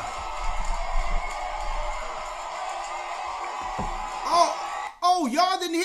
Oh, y'all didn't hear about that? Edomites told them that Christ was going to rapture people up September 24th, today. Y'all didn't know about that? So the rapture was supposed to happen today, but if Edomites didn't come up with the rapture deception from the beginning, none of this would have ever happened. There is no rapture. It was a lie. Right? Let me show you the creators of the lie, if you will. The creators of the lie was who? Let me get it here. Here's the creators of the lie right here. Y'all, get in that academy, folks, because we're going into the rapture. This academy. The rapture, the whole idea of the rapture was created by these two pervs right here. These two perverts. Okay? Jesuit General Ignatius Loyola and Jesuit Francisco Ribera. Right? Now,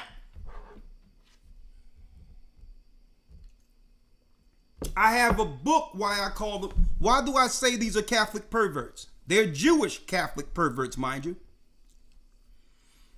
When you go into, I have a record where these Jesuits believe that that Christ's mother Mary enters, which is the Edomite woman that they say is Mary, that's not.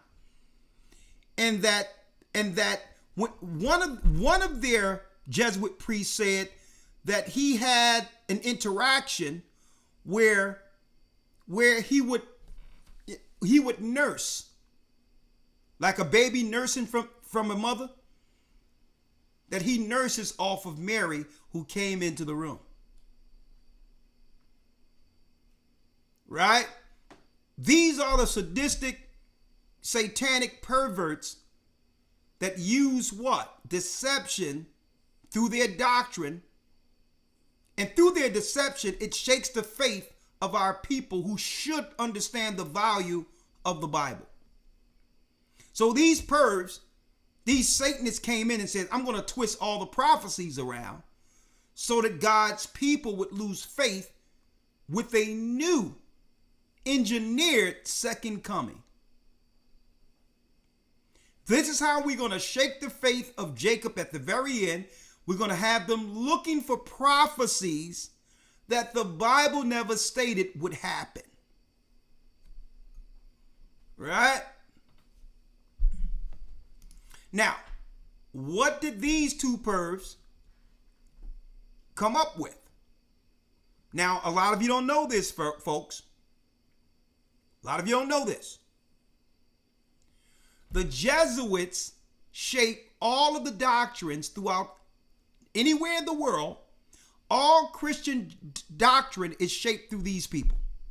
The theology of your particular theologian seminary schools come from the thoughts of these demented, sick Edomites.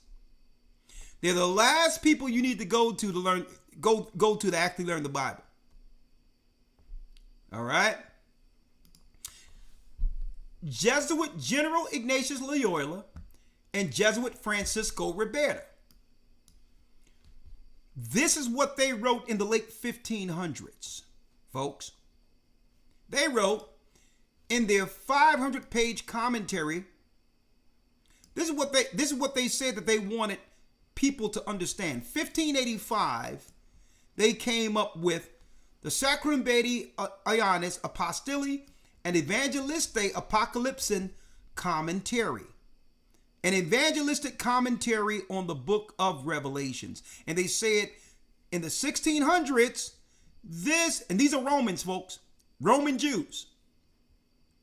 This is what we're going to make the people believe up until the time Christ returns, once we take over the earth with the false Christian, satanic, Roman theology. At the end of the day, we're going to have the world believing that the Antichrist is one man opposed to a government structure. So they're going to have people searching for a boogeyman that doesn't exist. Okay? The government, along with the papacy, has always been the Antichrist. King James exposed that. Right? So they said at the very end, we're going to have Christians chasing their tail like a dog chasing their tail. And we're going to make them look for one Antichrist while we're kicking them in the tail as the Antichrist. We're going to have our foot all up in there behind what them looking for the Antichrist, when we are executing all the powers of the Antichrist by keeping them under our foot. Okay? We're going to also tell the people in this commentary that the Antichrist will build a temple in Jerusalem. So ever so often, what happens? Ever so often, you'll hear a circulation where the third temple must be built in Jerusalem. What scripture is that?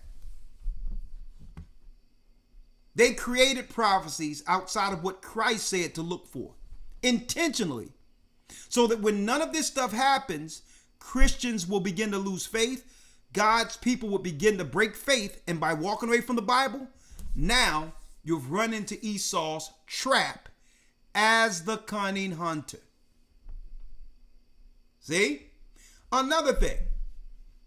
The Antichrist will abolish Christianity and make a covenant with the Jews. Folks, they put this into the commentary in the 16th century, with them being the Christian Jews.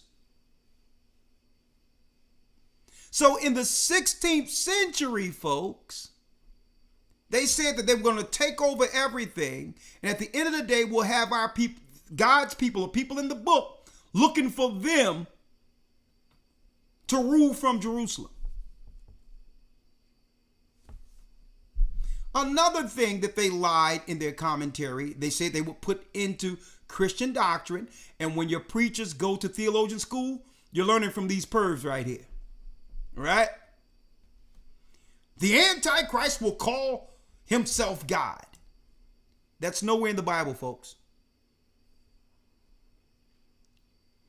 When it goes into Thessalonians, it's not talking about no one man standing up at the very end saying, I'm God. How do you know this? The same Paul who wrote the book of Thessalonians stated that the mystery of iniquity doeth already work. So if it was going to be a man in the future, who was working back when Paul was in position, when Paul was living? Rome, the satanic priesthood, the Roman government. So if you wanted to know, Paul said the mystery of iniquity, the mystery of who you think the Antichrist is about to come against our people in Jerusalem. That's what Paul stated. But the last place you would look for Edomites is within the 12 tribes of Israel. Remember earlier I was telling you how Esau assimilates with other cultures and other races of people and ethnicities? Well, he was able to hide himself by claiming to be one of the tribes or any of the tribes. That was the last place you're going to look for Esau is within Jacob.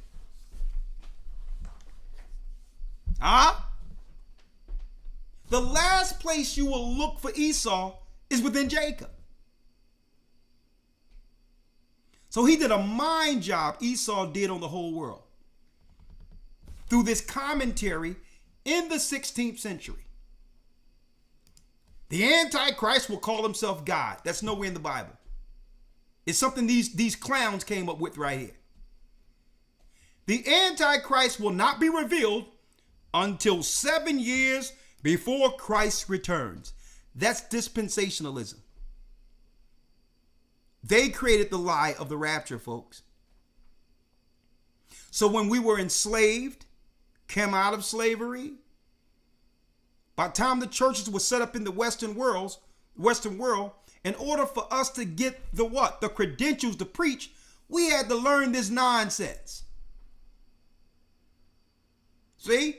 And this nonsense really took steam during the 80s and 90s of our time. They started funding these Hollywood movies, Left Behind and all this crap. And who did it? Who did it? These dark pervs right here.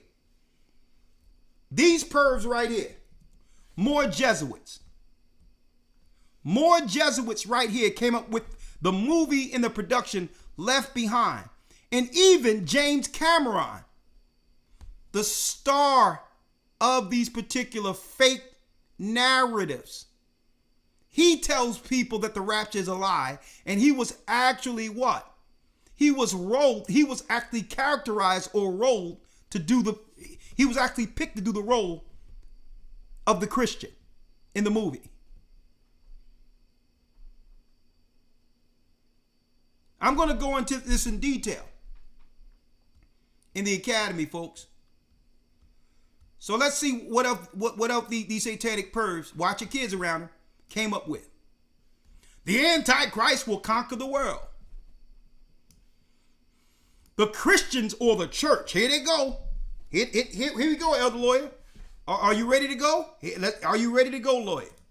Because the Christians or the church will be raptured into heaven before the Antichrist appears. So guess what? The Christians don't have to worry about the Antichrist or even fight against the evils in this world, because the Antichrist hasn't arrived yet. So they're making it where Christians don't have to do anything but live and go to church. There's no spiritual war they must fight, because they don't have to worry about it, because these Satanists told them that they're going to be floated into a cloud anyway. So what ambition you have to fight against evil, thinking that you're going to float away?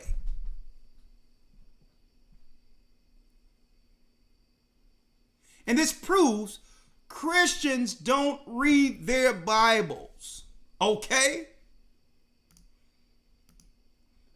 None of these people read the Bible, folks, who went to a mountain in Africa looking to be raptured today.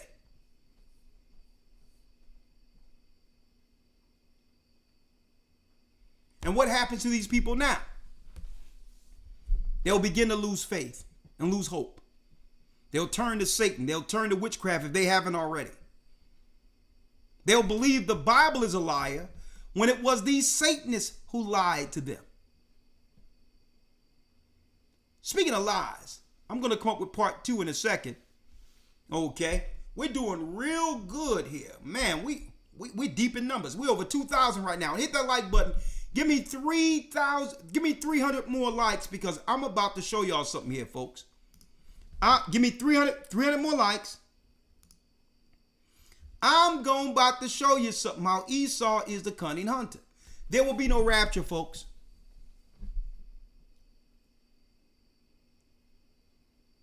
There will be no rapture. Now I'm going to show you, while they're showing you and distracting people with the Charlie Kirk news, okay, you're going to see events almost every other day so that Esau can control the media cycle. If they have all these events, then we are ignoring exactly what's really happening in the world, because those events will take precedent. So Esau said, well, let's see the things where we can take all the eyeballs and all the ears to control people, like we did COVID. See? So these events are to get our eyes off the ball and to be controlled the same way as it was with people who didn't understand what was going on during the pandemic. There will be no rapture. Okay? Hold tight, and I'm only going to prove one piece out of it in Matthew 24. All right? Elder Lawyer, grab that for me. I'll be right back with part 2. When will God's people, Israel, wake up to the deception? Hit the like button. Folks, you don't want to miss what I'm about to go into. Hit the like button. We'll be right back in a couple of seconds. The Bible. Is it hard to understand? When it comes to reading the Bible, the first thing that comes to mind is the fact that this is the Word of God. The seals have been broken, and the truth is here. And when we go throughout the scriptures, when we go throughout extra biblical records, we find that the language that God employed, that He used to create the heavens and the earth, was the Hebrew language. Christ said, I came for the lost sheep of the house of Israel. But yet no one, no religious leader, no religious church out there anywhere can now identify the 12 tribes of Israel. Can we? God is quite simple, but it seems as if man makes understanding Him hard. What are those mysteries? The truth of your book and the truth will make you free. The Hebrew and Bible Academy. You're invited.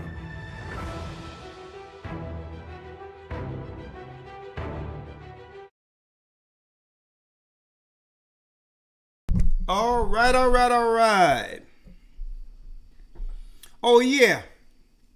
I remember that song, Anita Baker, Caught Up in the Rapture. I'm sure, even though she probably didn't mean that song for what it did to solidify that false rapture doctrine, I'm sure that played a part,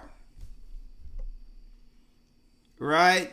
In actually bringing some level of credence to that false satanic ideology. Because what do she mean caught up in the rapture? She wouldn't have made the song if she didn't believe in the rapture.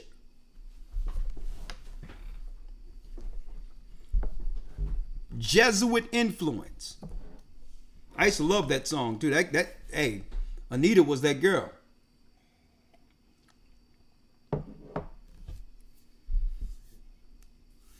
Someone is asking, Elder, there is Israelites saying, is the Messiah coming back? Is that going to be the rapture for Israelites too? Disappointing more people. Number one, there is no such thing as rapture. That's a Edomite deceptive concept. Now, is it true when Christ return that the dead in Christ shall rise and those that remain here will be caught up when He returns? Absolutely. At the last trump. So what is that? They're not being placed in a cloud for 7 years to come back after some crazy antichrist appears. They're going to, it's our people changing who followed Him, who will now come back with Him to this earth. For what? For Him to establish His rulership here. So those being changed are becoming part of His army on the way back to earth. In an instant. That's no dispensationalism. That's being caught up for those who are with Christ on His way, what? Returning to earth. It's going to happen in a twinkling of an eye. It's going to be a couple of seconds for that. Okay? There's no 7-year period. It's a twinkling of an eye. Okay?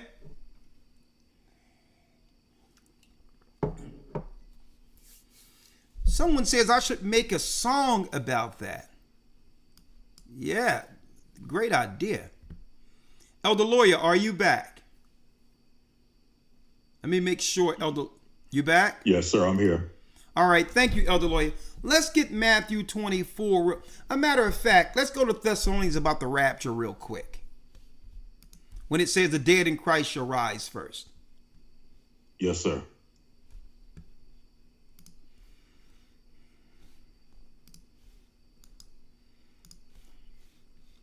All right, 1 Thessalonians 4. Yep. Let's start at the 13th verse. Yes, sir. Verse number 13. But I would not have you to be ignorant, brethren, concerning them which are asleep, that ye sorrow not, even as others which have no hope. For if we believe that Yeshua died and rose again, even so them also which sleep in Yeshua will God bring with him. For this we say unto you by the word of the Lord, that they which are alive and remain unto the coming of the Lord shall not prevent them which are asleep. For the Lord himself shall descend from heaven with a shout. He's descending from heaven. He's on his way to earth. Mm-hmm.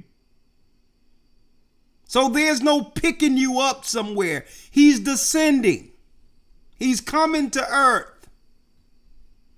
With a shout, read. With the voice of the archangel and with the trump of God. And the dead in Christ shall rise first. And the dead in Christ shall rise first. What is this? Mm-hmm. The last trump.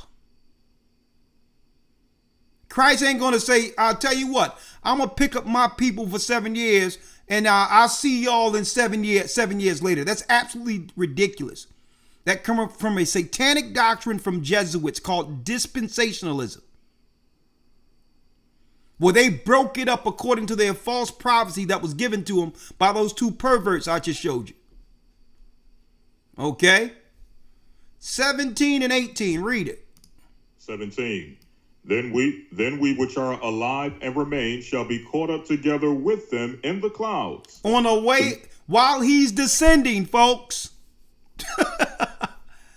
While he is descending. Read. To meet the Lord in the air.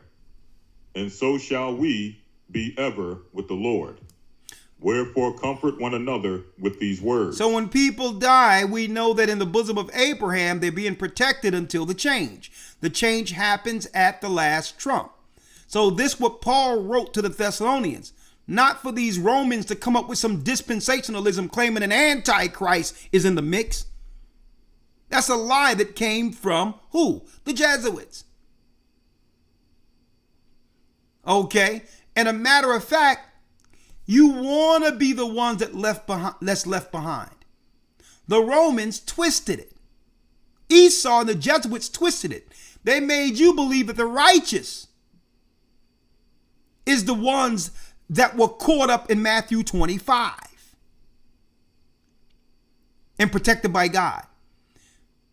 The Jesuits just butchered scriptures. Let me show you what scriptures they butchered concerning, because you can't talk about this and not bring Christ in.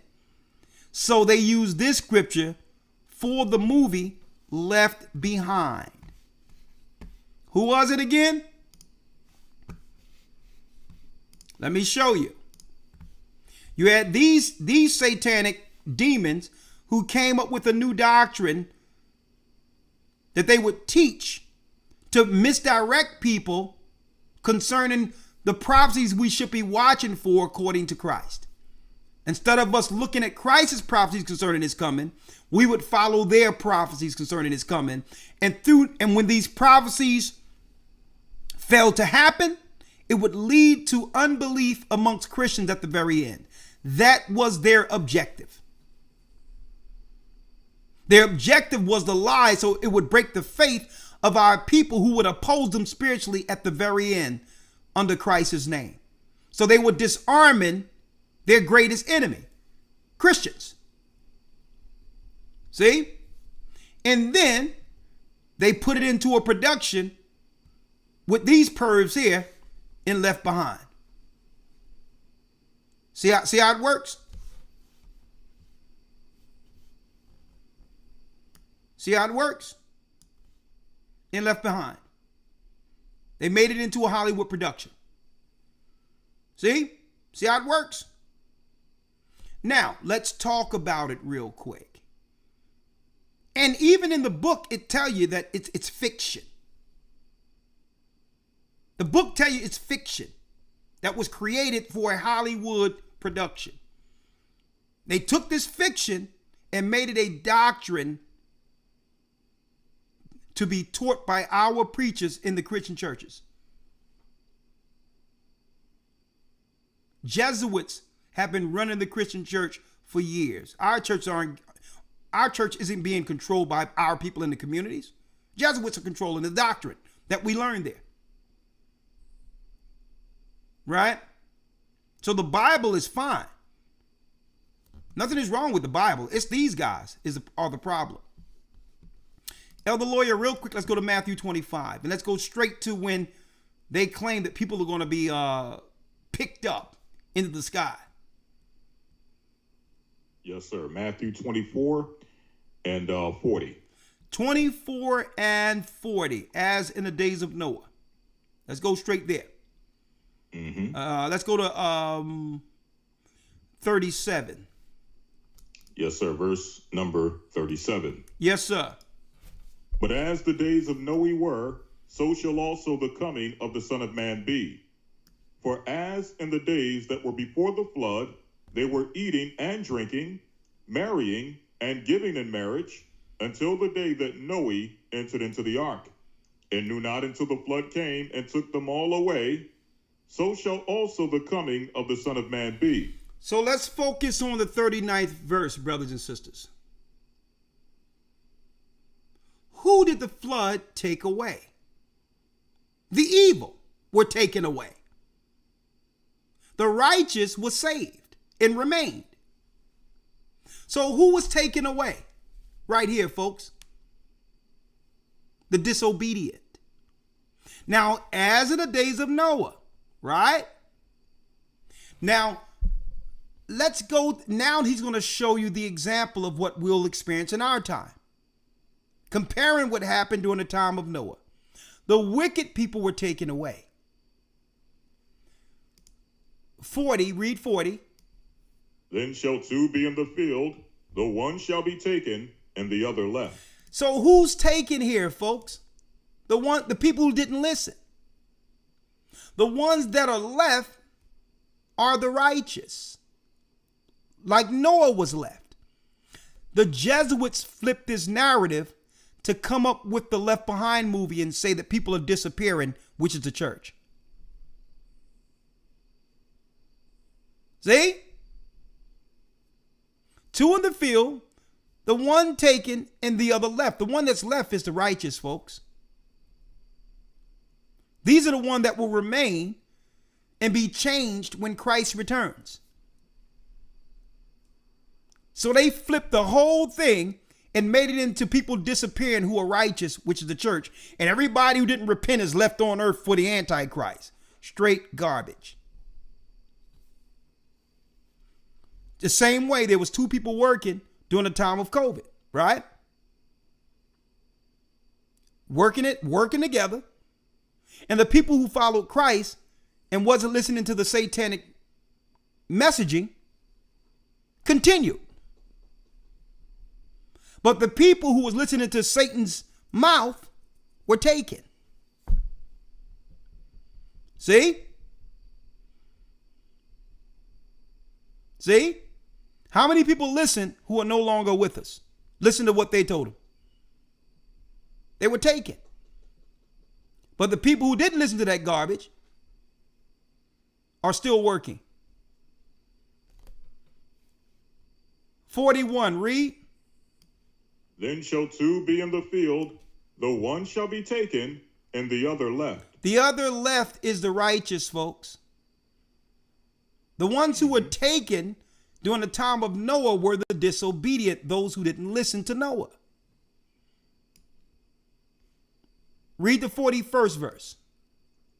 2 women shall be grinding at the mill, the one shall be taken and the other left. The ones that listening to the Most High are those that are left behind. The left behind are the righteous. These demons who are Jesuits flipped the script and made a movie out of it. These devils here. And made Christians believe that Christ was going to come and rapture them up before an antichrist pops up in the earth. And that's why you have stuff like this going on. Africans going to the mountain. They're going to get raptured.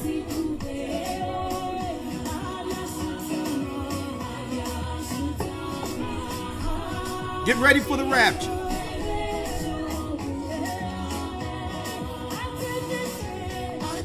You're witnessing people in Africa who believe this false doctrine from those satanic evil people and was told that they would be raptured September 24th. And what happens when the clock strikes 12?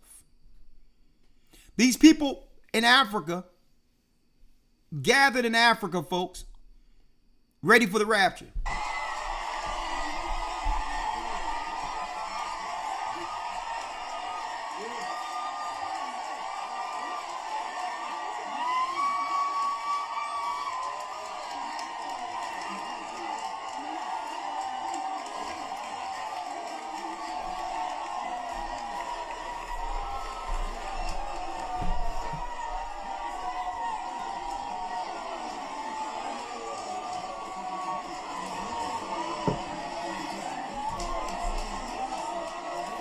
And Elder Lawyer, you know what's sad about this?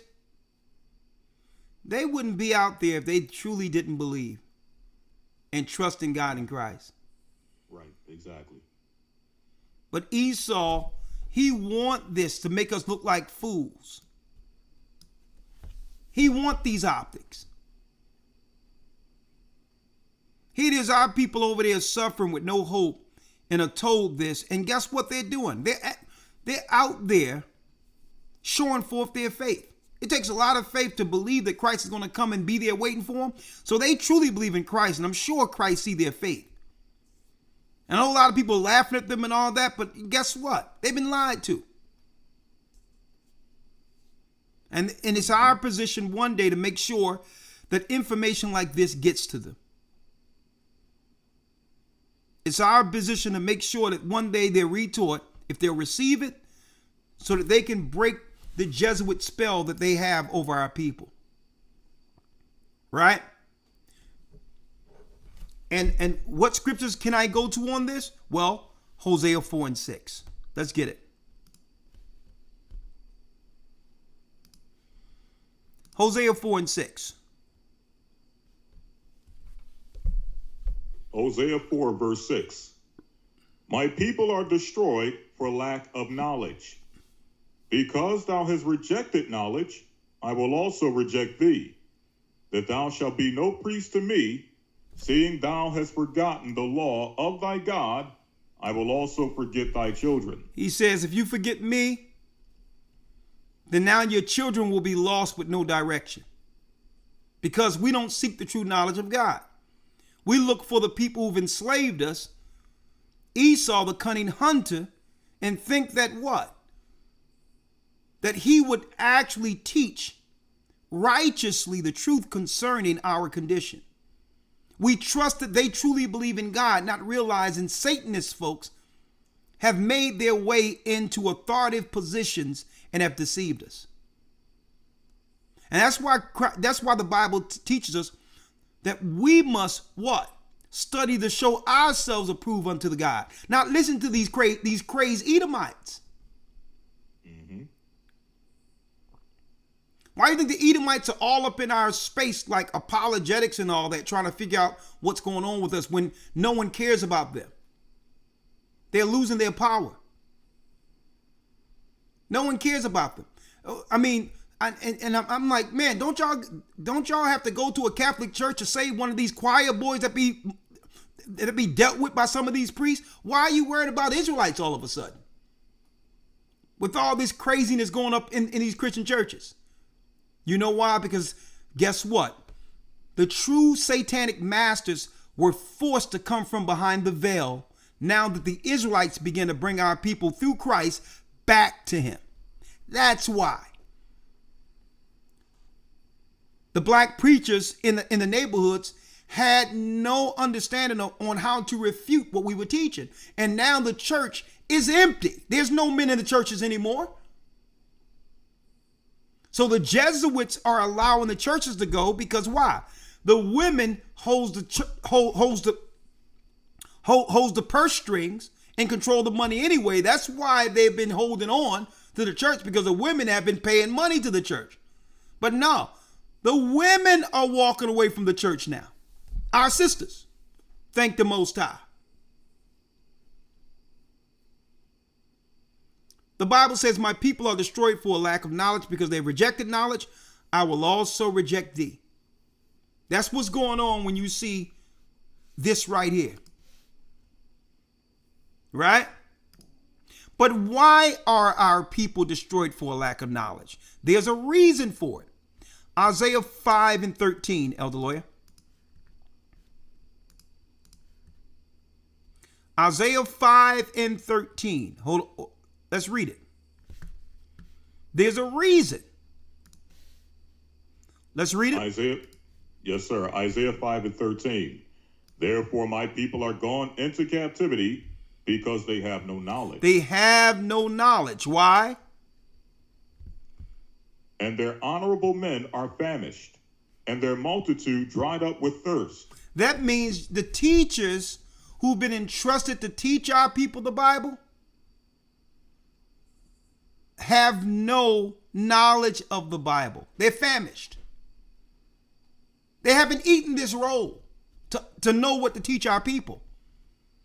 So they have no recourse but to go to Esau, the cunning hunter, to get some level of authority over our people to teach what's coming down from the Jesuits. Our people, these Christian pastors don't really have the knowledge. There's this guy running around calling himself Sweet Daddy in one of these churches. Elder Lawyer, you seen him? No, sir. He's a guy almost 370 where the people have to wheel him to his chair. And they call him Sweet Daddy. Not one scripture being taught at all. And they playing like, matter of fact, let me give you one of these. And you don't see the Jesuits, you don't see the apologetics, you don't see nobody talking about this.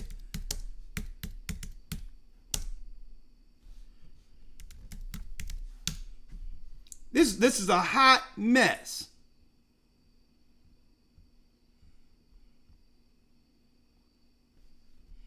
The house of prayer.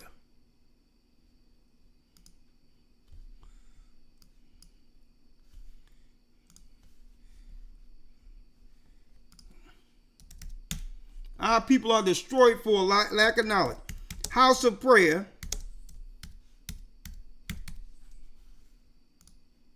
Bishop W. McCullum.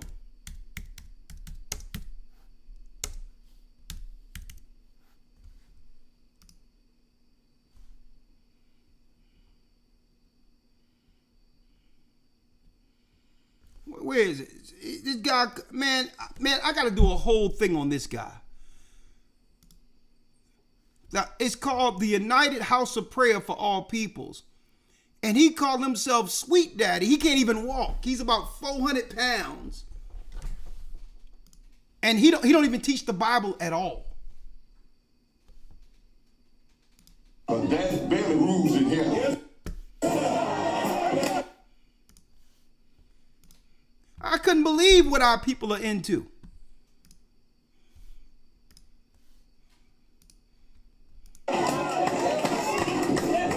I got the last word. You still love me, don't you? I got the last word. You still love me, don't you? Because I'm a good father. Yes, sir. What in the... Hold on, let me show. Hold on, let me go straight to it.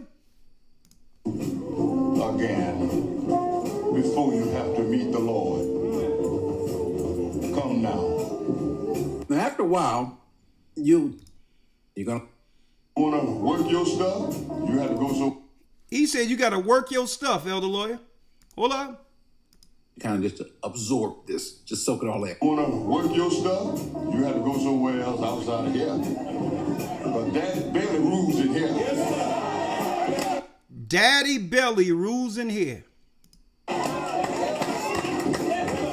got the last word, and I mean the last one. You still love me, don't you?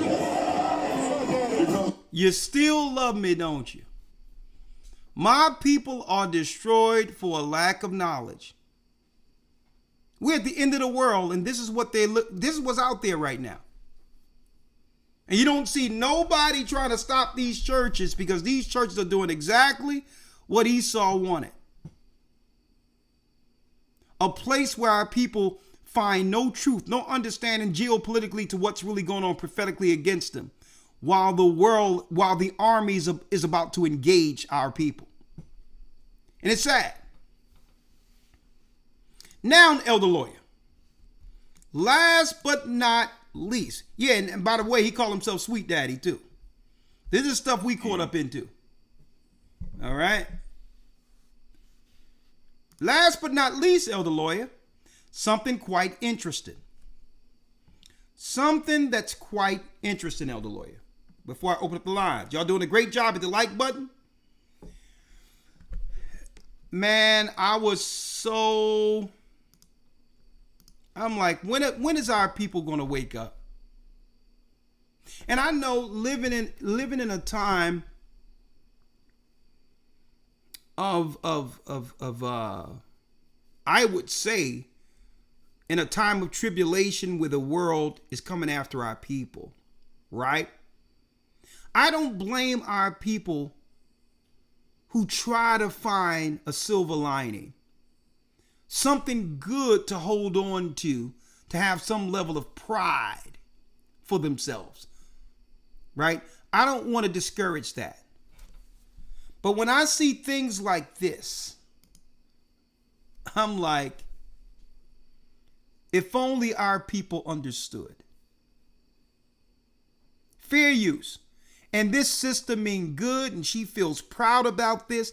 But I'm going to show you another example of Esau's cunningness.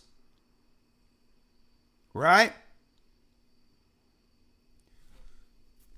Ethiopia makes history, the sister states, and she feels good about this.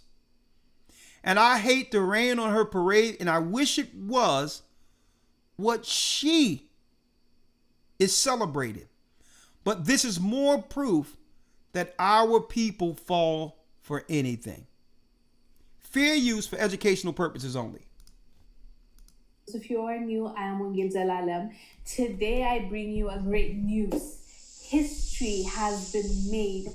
We are so proud with this news coming out of Ethiopia, my country. This is truly a moment of pride, not just for Ethiopia, but for Africa. Ethiopia launched the Great Renaissance Ethiopian Dam officially, and this is how it went. They're celebrating, Elder Lawyer, the dam that was built in Ethiopia. Now, she's taken what? A level of self-pride being from Ethiopia based on this haughty, this what you would call groundbreaking news.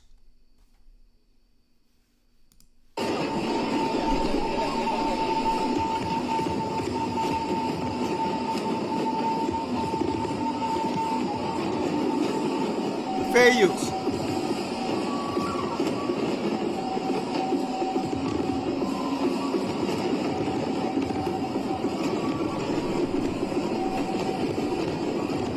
And see, I'm going over this because what's going on, what she's announcing right here, is more important than what they are covering the news with in the United States to keep you distracted from what's really going on in the earth.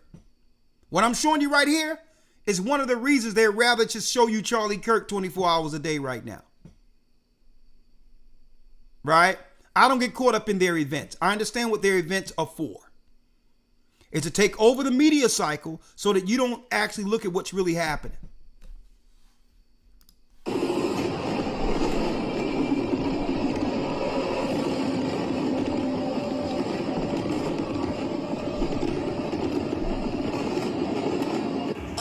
Of the Blue Nile, a new chapter begins, not just for Ethiopia, but for Fair the use. entire Horn of Africa.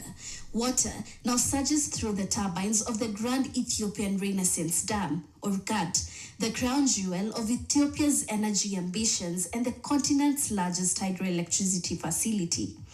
Built at a cost of $5 billion, the dam now reaches full generating capacity, 5,150 megawatts, enough to power homes, factories, and futures across East Africa. But the moment is as political as it is technical. Standing before a gathering of regional leaders and citizens, Prime Minister Abiy Ahmed directly addressed the two nations Fair use. most concerned, Egypt and Sudan.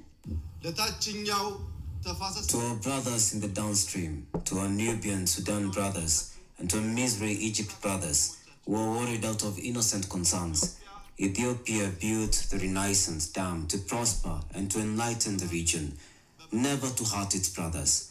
I would like to confirm to you in front of the Ethiopian people that we will never retain your fair share of the water at any point. Ethiopia sees the dam not just as infrastructure but as destiny, a unifying national project funded in part by citizens through bonds and donations. It's truly incredible considering how our people had to come together to build this dam. It was not easy, fam. It cost billions of dollars and a lot of back and forth. It almost didn't happen because of all the threats, all of the pushbacks, all of the negativity and naysayers, but it happened. And as an Ethiopian that actually contributed to this dam being built. Actually, not me, okay, to be honest. My parents, when I was in school, This bond and contributing to the Nile Dam started years ago, and Ethiopians came together and contributed and bought bonds and did our best basically to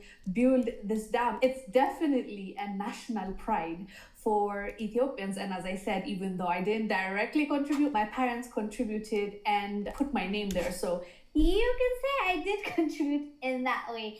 but I was too young, I was not even in high school when they started collecting money at that time. So yeah, we made it, we did it. And allow me to say this to my Ethiopian people. Lamalla Ethiopian is እንኳን ደስ አለን. And we did it. It is incredible. So we did it. Unfortunate, my people are destroyed for a lack of knowledge. Now, why is this particular video being pushed as a celebration for Ethiopia? Listen to me clearly. If she understood the plans for this dam, she wouldn't be celebrating. Because Esau, being the cunning hunter, is now putting her people, our people in the diaspora that's in Ethiopia, any Ethiopians, into a war they cannot win. And at the end of it, the people who was really behind this dam have no plan into sharing the electricity power and what? The new built Ethiopia with black people.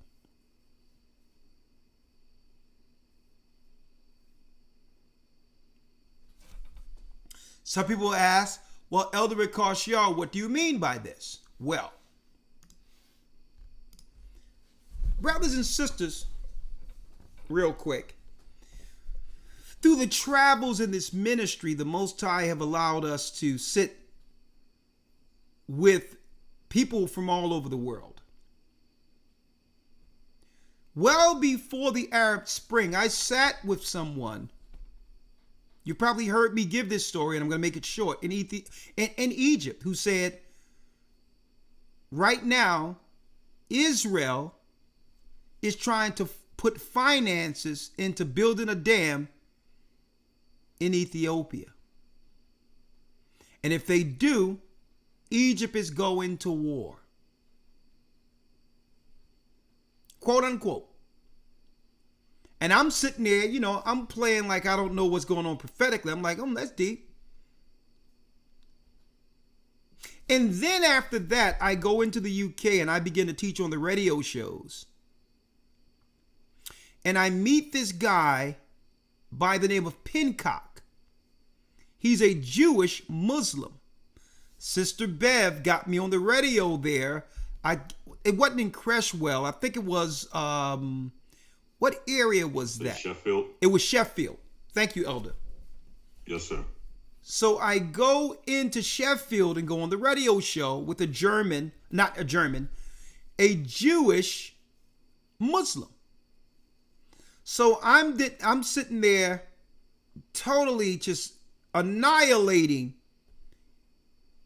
Islam with the true history concerning its weaponry, its spiritual and political weaponry against God's people. The Arabs were looking at me like I was crazy. He was looking at me like, hey, you sure you want to say this up in here? Man, let me tell you, that radio station ain't never been the same since I went on that broadcast in the UK. Afterwards, the Jewish Muslim named Pincock, he was a white guy, an author, mind you. He gave me one of his books. He said, you need to see this, sir. And guess what? The Jew Muslim in England know that we are the Jews of the diaspora who fell in 70 AD. Historian. He knew it. He says, you need to take my book. And I'm like, what? Listen to me, folks.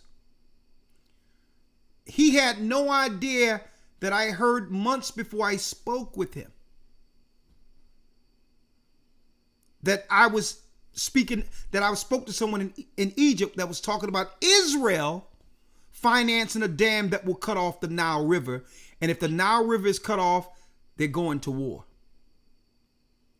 Well, in the midst of his book, he showed me the greater Israel plan that was within his book. I'm going to show you that in a moment, folks. All the areas that the state of Israel, which is a Roman proxy, it's Rome, folks. There's a picture that was in the book, and I so happen to have it, that shows their objective with the greater Israel at the end of all these wars. They want to get all of the boundaries and locations that was promised to our people through Abraham's promise before the second coming of Christ. It took a Jew Muslim to show me this, and it so happens Ethiopia, parts of Ethiopia, is a part of the greater Israel that they would need to take over. But they cannot wipe out the Ethiopians like they're doing in Gaza. So what they're going to do is, through proxy war, they build the Ethiopian dam, make our people the face of it over there, so that now the Egyptians destroy the Ethiopians. See how it works? Ethiopia, listen, let me tell you, Egypt not only have the nuclear bomb, folks, Egypt is the most populated country throughout all of Africa. Hence the reason why Israel dared to go to war against Egypt. But if they can put black people there as a face who listen to the Zionists, then now, by default, Egypt will come against Ethiopia. Now, is that my opinion? No, I read it in, folks, I read the book when he gave it to me in 2000, what, 10?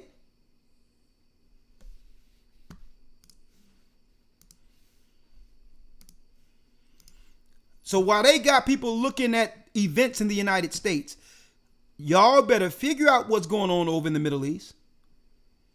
Here's an academic paper from the Middle East the Israeli strategy towards the grand Ethiopian Renaissance dam that she's celebrating. And this study came out years ago. What is it? Look at this, folks. First, the Israeli contribution to the GERD project. Look at this here. And you got this woman believing that this is an accomplishment for Ethiopia. The Israeli contribution to the GERD project. The Nile River has been part of a strategic Zionist thought since its early beginnings, as the idea of establishing Zionist projects with the aim of delivering the Nile River to Israel. Folks, when did they think to do this? In 1903. You got this sister here celebrating like it's a win, when they're being used as a doormat to be rolled over.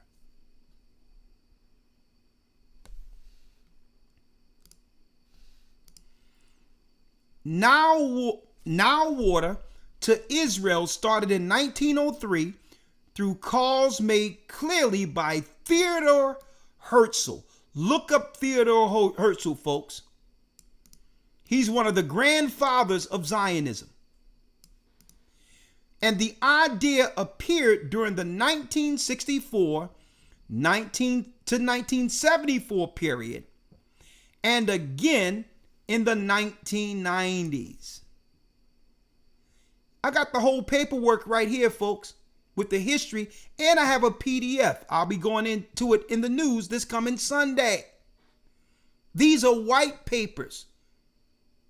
I was in Egypt where people was talking about that, listen, this thing is going to get deep if it's allowed. Why? Look at this.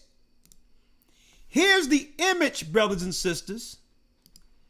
Here's the image of the greater Israel that was dreamt up by Zionists, the areas that they will control if they could before the coming of Christ.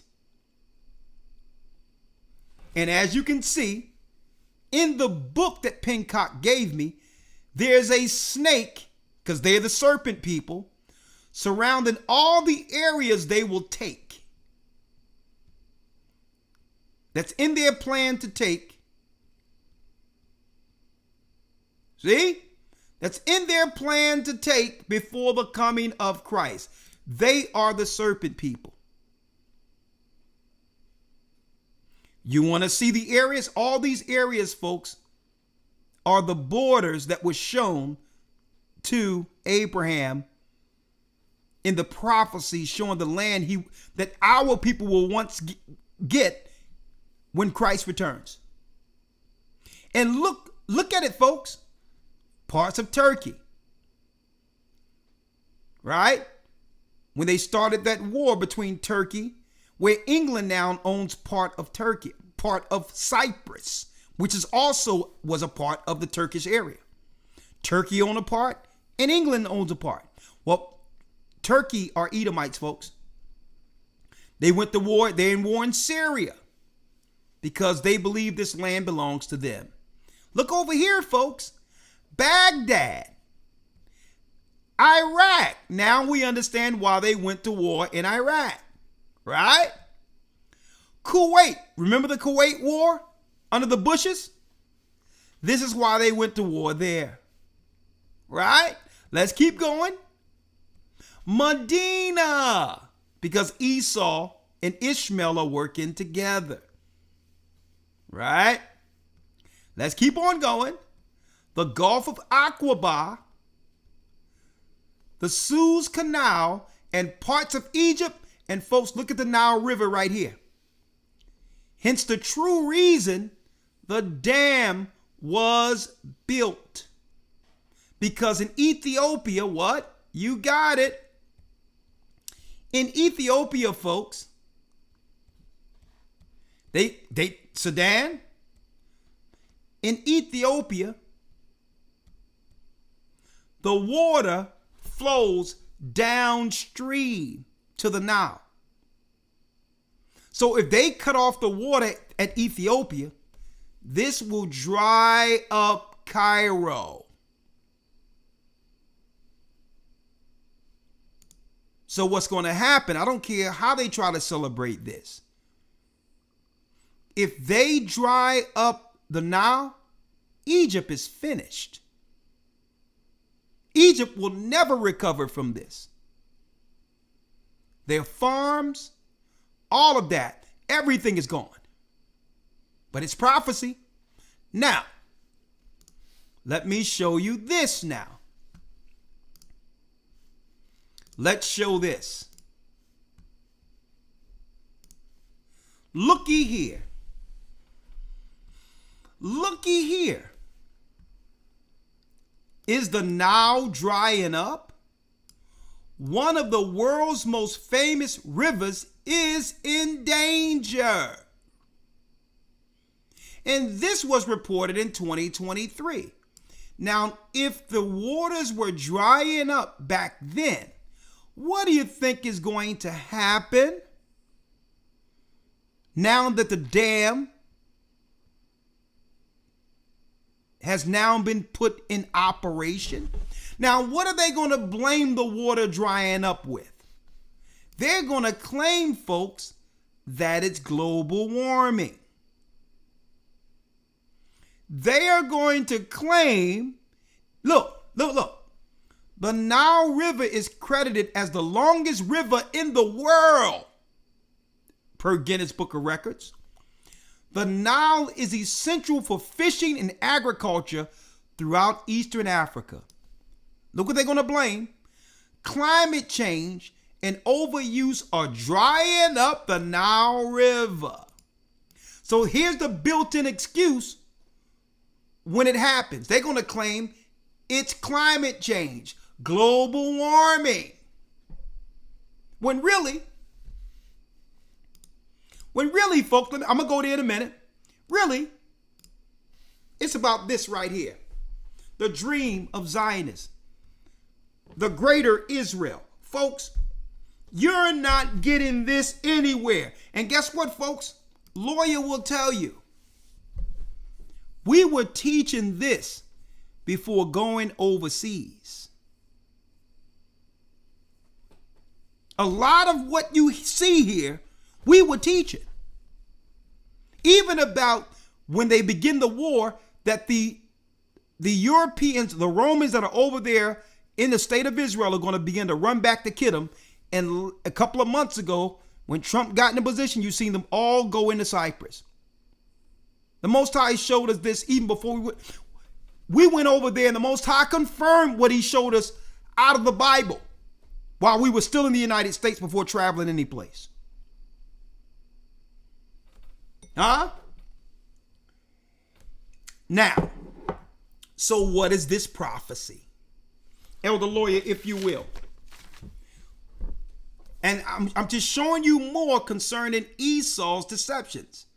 When will God's people Israel wake up to the deception? This woman is feeling good about Ethiopia and what's going on there, not realizing that her people are being used as doormats to one day be rolled over.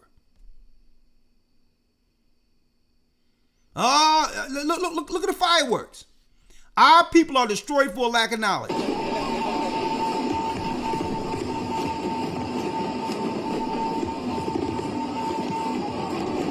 Esau will sit back and allow us to get all the shine. They will allow us to get all the credit.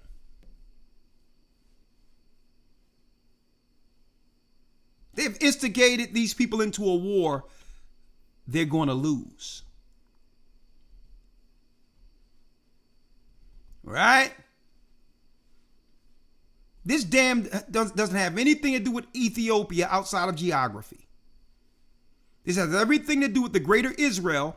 Once the Egyptians wipe out the black people there, now Israel can come in and take the land that they feel belong to them according to prophecy.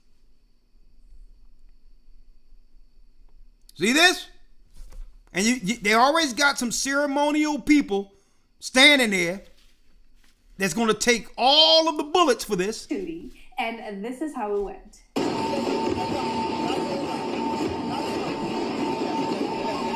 I understand she want to feel good about Ethiopia, but this is what happens when you don't read the Bible.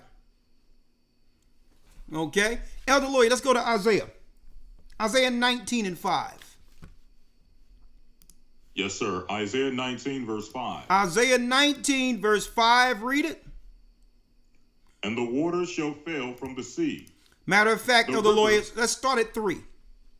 Verse 3. And the spirit of Egypt shall fail. I'm sorry, Elder Lloyd. Let's start at 1. Yes, sir. Verse 1. The burden of Egypt, behold, the Lord rideth upon a swift cloud, and shall come into Egypt. And the idols of Egypt shall be moved at his presence. And the heart of Egypt shall melt in the midst of it. And I will set the Egyptians against the Egyptians, and they shall fight every one against his brother, and every one against his neighbor. City against city, and kingdom against kingdom. Y'all see this, folks? So now they say the Egyptians will fight against their neighbors. So our God has a hand in this, because why? All of these nations were complicit with destroying our people. Read the 3rd verse.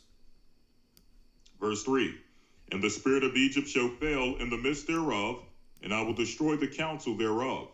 And they shall seek to the idols, and to the charmers, and to them that have familiar spirits, and to the wizards.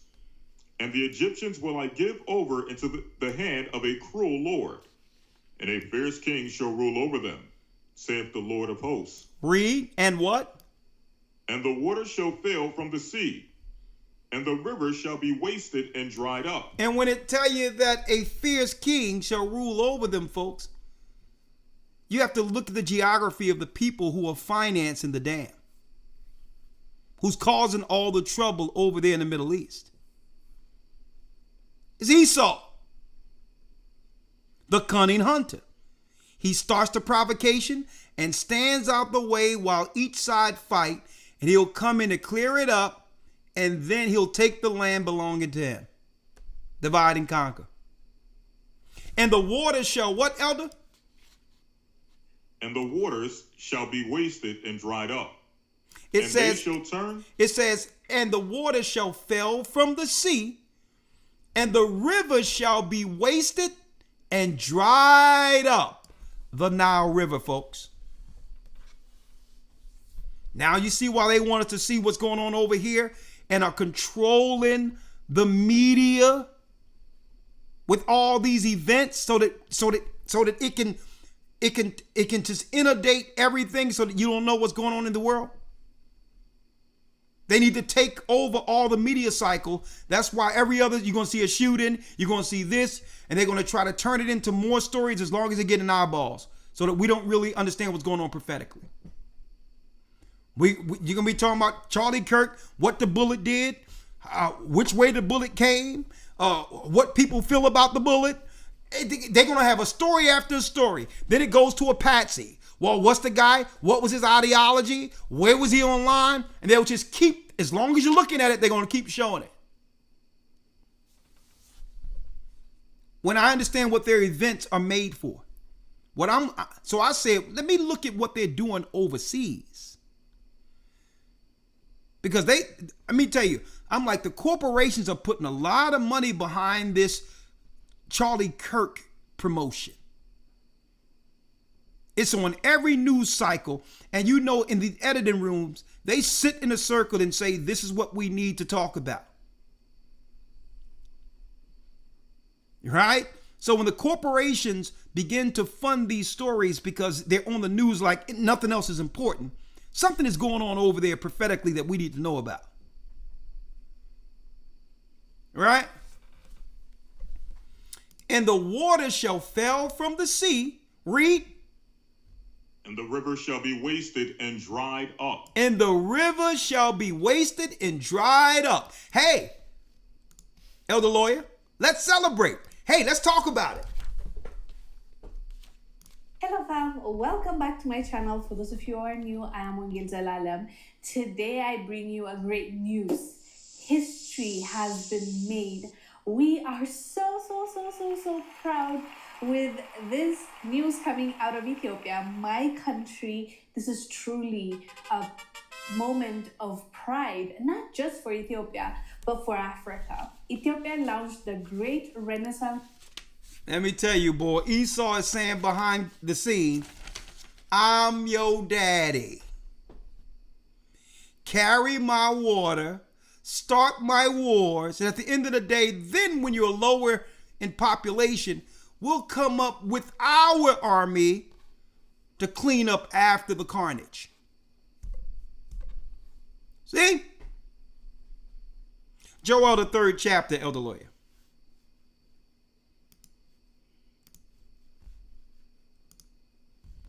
But the plan is Greater Israel. Greater Israel. They had a plan since the early 1900s to take all of these areas. See, the snake, because Esau are the serpent people. Rome. Okay, they are the serpent people. If you don't believe that, all you got to do is type in Vatican,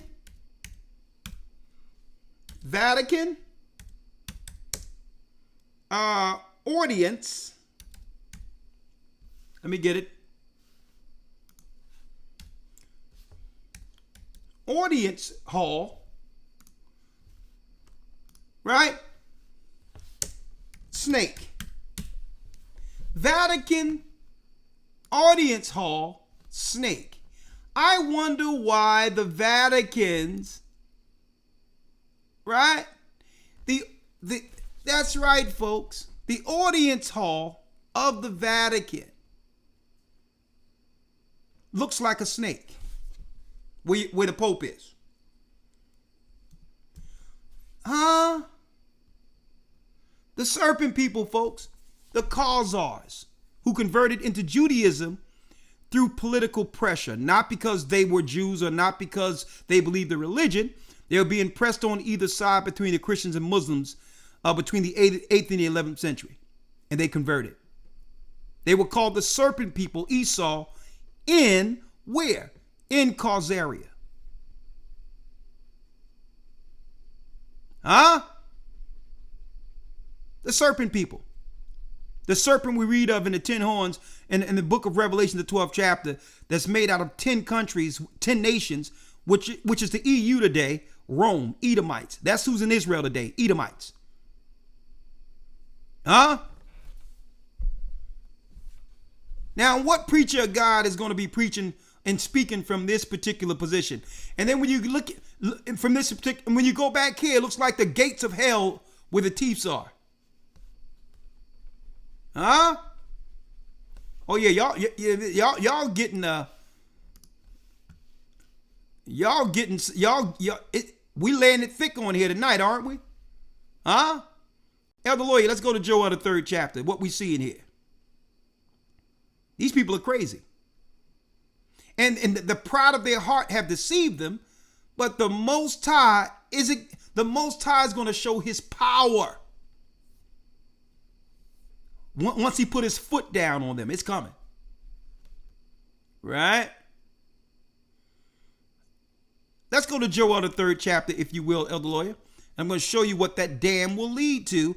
And remember, you heard this on the day that most people who didn't read the Bible thought the rapture would happen. September 24th, 2025. Right? Elder Lawyer, let's go to Joel 3rd chapter and let's see what's really going on here spiritually, prophetically. Yes, sir. Joel 3:1. Yeah. For behold, in those days and in that time, when I shall bring again the captivity of Judah and Jerusalem, I will also gather all nations and will bring them down into the valley of Jehoshaphat.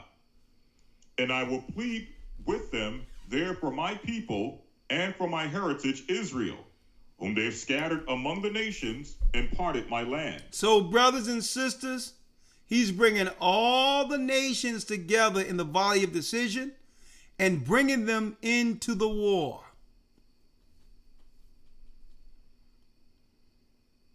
And Esau is a key player in this proxy. But Esau thinks that at the end of it, he's going to win if he gets rid of our people before the time Christ would return. So Esau can't stop the prophecies. He's in a race before Christ returns. He's still trying to get the land, but if he kill all Israel off before Christ returns, then his pride made him believe that maybe the Most High is going to change his mind and make them the chosen people. Insane, right? That's what they believe.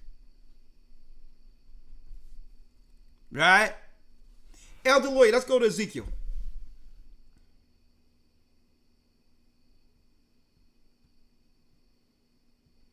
Let's go to Ezekiel, which speaks of put hooks in the jaws.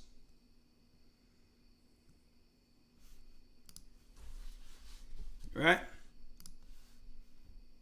Yes, sir. The book of Ezekiel, chapter 38 and 1. Ezekiel 38, verse 1. Right? Hold on. Let me get it. Let's read it. Yes, sir. Ezekiel 38 and 1. And the word of the Lord came unto me, saying, Son of man, set thy face against Gog, the land of Magog, the chief prince of Meshech and Tubal, and prophesy against him, and say, Thus saith the Lord God, Behold, I am against thee, O Gog, the chief prince of Meshech and Tubal. This is speaking of China right here. The spirits of the gods that China worship, but this is actually speaking of China. Read, I will do what?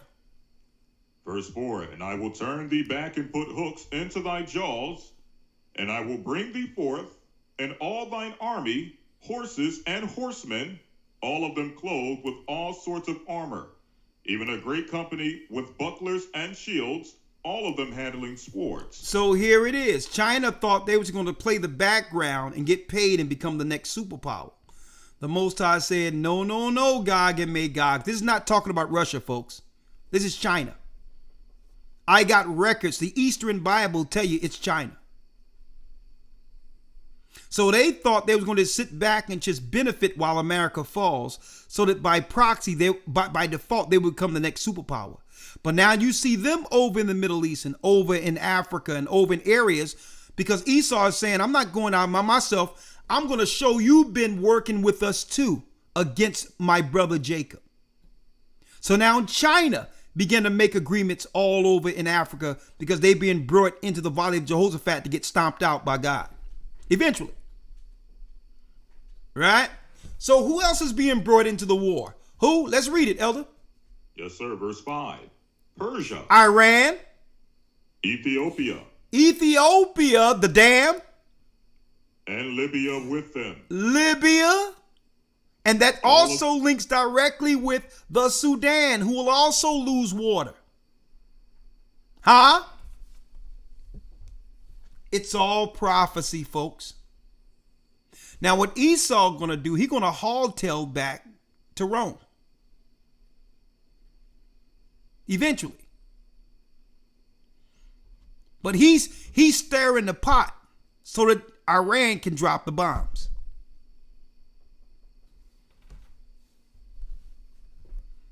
Persia, Ethiopia, Libya. So now Esau, all the nations he conspired are fighting against one another. And now Esau by default will say, well, okay, since we instigated this, but they started fighting one another, by default, we'll just rule this world under the New World Order going forward.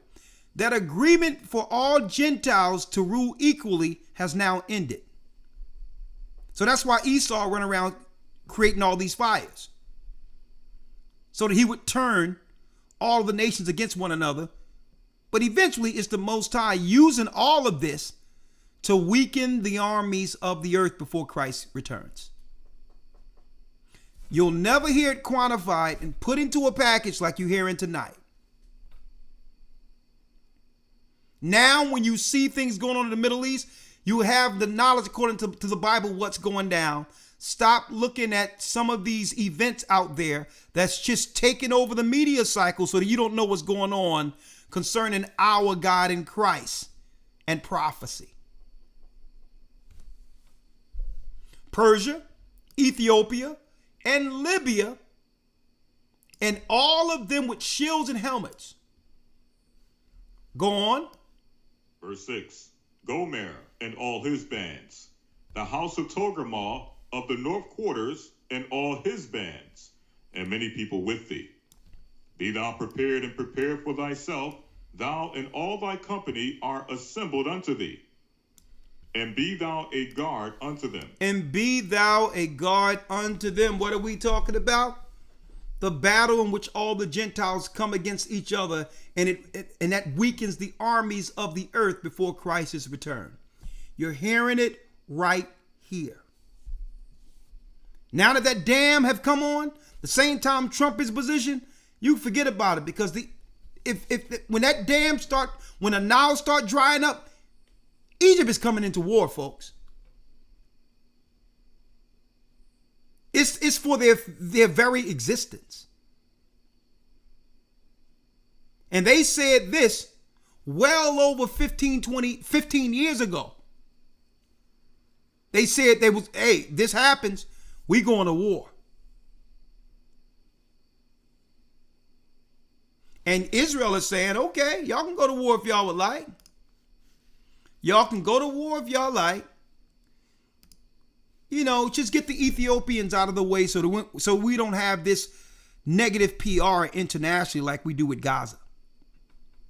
So we'll let Egypt take care of our dirty work there.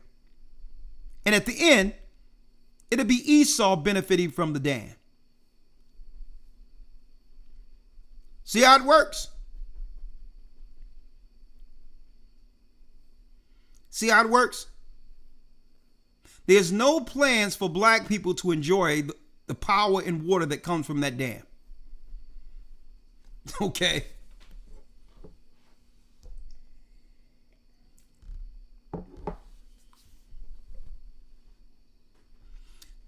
When it says 7-year tribulation, it really breaks down to the last 7 of the consummation. It's not saying there's a 7-year tribulation.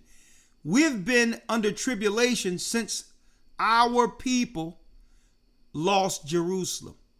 We've been in a tribulation. The last 7 years is just the end of it.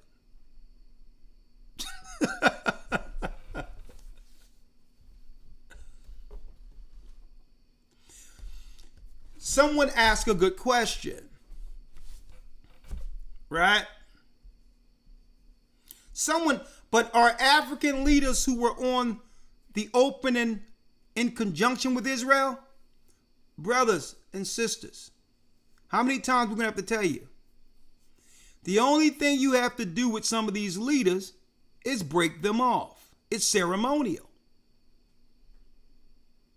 The people that they have celebrating in these countries that look like us have been put in place by America, by the Zionists, as front people, the same way they fronted America, Barack Obama. There's no leader that's going to be in Africa resisting unless no. Anything that's being signed, all of those people in position are in agreement because they were put in position to be the ceremonial face of the synagogue of Satan. See that? So it's not that they are in agreement with it. They wouldn't have the position if they didn't agree with it before they were given the position. Right? Like we had a pastor that I grew up with who came on this very same broadcast who said there was this Democrat Jewish guy who came to him and said that if he agreed to sign a pact that promotes transgenderism in schools, in the public schools, that pastor would have the city council position. He came on his broadcast and said it. But he said, if you don't sign the pact first, we're going to give it to this gay guy who lives in Houston. And he will pay for him to come over here, and he will have the position here in Philadelphia. He came on his program. The pastor said, well, I can't do that. I can't compromise my morals. I've been raised in Philadelphia, and I'm here to serve my Philadelphia constituencies. Now they got a gay guy they brought in from Houston in city council instead of a pastor who was going to stand against transgenderism. They brought the gay black dude into Philadelphia. He became a Philadelphian, and now he's on city council within Philadelphia right now. So if you want to know about these politicians, they must sign pacts before they're given these positions.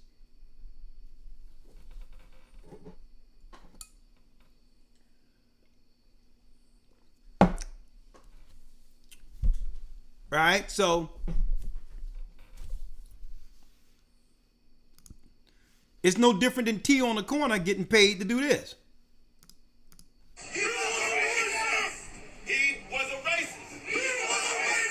Trying to the demo nuts trying to stir people up about Charlie Kirk. Another Black Lives Matter production trying to get black people out there to say something about this man. Listen, if it happened like they said it is, and I don't listen to anything I see on the news, white on white crime, we have nothing to do with any of this. I'd rather figure out what's going on with the water, the Nile River drying up. And I'd rather really try to figure out what's going on with that, right? And the greater Israel, who they said they would take all these areas before the coming of Christ, being the firstborn, who is Edom, all right? Now, Elder Lawyer, something interesting I wanted to show real quick before I open up the lines is this. A lot of people don't know, and I'm going to be showing this color in the Bible in the academy. The Palazzi Trinzi Palace that was built by our people, blacks, in Italy. A lot of the Moors were our people too in Spain. The majority of them were Israelites. Well, there's some paintings, Elder Lawyer, that came out of this palace. Now, the reason why I'm showing King James in the 1600s, because this black man right here, I'm going to show you his face. This black man who ruled Europe, who the Roman Catholic Church lied on through the Bacon family, talking about he was homosexual and all that. They were liars. He wrote a book, King James the Sixth and First, and the Reunion of Christendom, where he identifies the Vatican seat that controlled the Jesuits as the seat of Satan. A black man. The last black man to sit on the throne in Europe because we ruled Europe. Well, even before that, in that particular castle in Italy, folks, I'm going to show you some interesting pictures. Here is a picture of King James from that particular castle. The Rex David from that castle. Ready, huh? He ready, all right. Did y'all know that this picture is an actual picture that we left in Europe, in Italy? From the Palazzo Trinzi Castle in Umbria.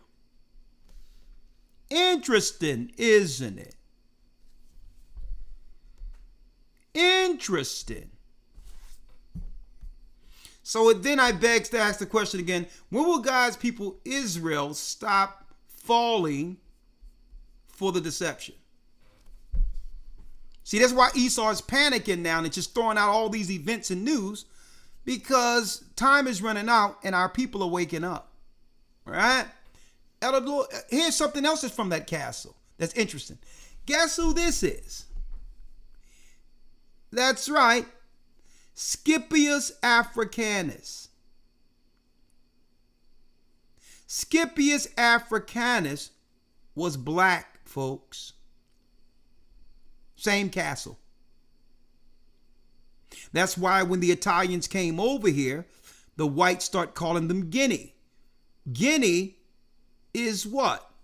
Guinea is a racial slur, claiming that blacks came over into Italy and began to reprocreate and take over. Guinea is in Africa. So what they say? They started calling Italians Guineas because they really are children, a lot of them. Leo Scipius Africanus was black. Yeah, a lot of these people were Masons, but we got black Masons now from Prince Hall. They're still Israelites. But why is Esau obsessed with just changing everything to white? That's why they call it the Renaissance period, rebirth. We're going to lie and say that we were all the great people, generals and masterminds behind everything, when really God always brought forth the spirit of ingenuity, intelligence, and all of that through the children of Israel throughout history. Esau could not have done anything if it wasn't for us. Huh? Yeah. So I thought I would just share a little bit of that with y'all. Right? So, if y'all want to come on in, the water's fine. There will be no rapture. And hey, after a broadcast like this with much information, hey, there's not much I can say right now. But what I can do is open it up so you can come on in if you have something to say, right? So, this is what we're going to do. Again, for those who missed it, the Hebrew and Bible Academy, week 4, who is Edom? If you think today was something, come in this coming Sunday, and it's gonna blow you away. All right? It's gonna blow you away. We're gonna have Damon Wilson coming on in week 6. The one who played Lamont from Sanford and Son, the great iconic series that my mother, my father, we all grew up to love. He will be coming on. He have a book on certain prophecies, and we're going to talk. He want to talk about what? He's going to speak on his predictions on what he thinks to come compared to when we were coming up. How close are we? And is there anything that he's seen that he didn't know would happen based on some of his predictions from the past? Like, are we progressing faster than he even thought? Well, I'm going to ask those questions and more in our academy. We're going to bring him in for an hour to catch up with Damon Wilson. Week 9, we're bringing in Elder Oriah, who will be speaking on gut health, brain food, and the connection between the two. We clear our diets up, and guess what? You'll begin to think clearer. Right? Food is medicine. And Elder Oriah is going to come in week 9 for that. And last week of the academy, we're going to bring in Elder Ramar, who's going to be speaking on health. He's going to be speaking on health. He's doing his own health tinctures. We're doing everything to pivot, knowing that soon, we're not going to be able to take what they're giving us as so-called remedies. Some of this stuff they're giving us is doing more harm than good. So now we have to get into herbs. We have to get into what the Most High made to keep us healthy. And Elder Ramar, week 12, is going to discuss some of those things with us. And you can be a part of this academy. We're only in week 4. If you go to historytimes.org to enroll. If you do so, we'll make sure you receive all you missed for the last 3 weeks to catch up by Sunday, okay? That means news, Hebrew, as well as lesson. All right? So, now that we have that, we're going to try to break this down because there's a lot we want to talk about. And I'm going to talk about everything outside of Charlie Kirk. I could care less about any of that stuff. We're in the Bible right now. And we're not trying to deal with events and all these other things to stoke racial tension.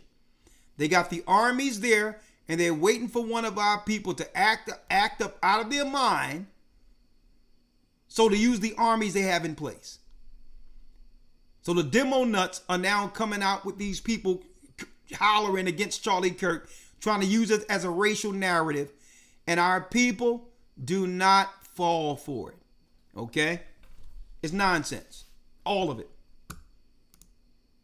Take care of your families, follow the law, statutes, and commandments of God, and do not get provoked to go out to march or nothing. Don't do none of that crap. Okay? They could care less about you.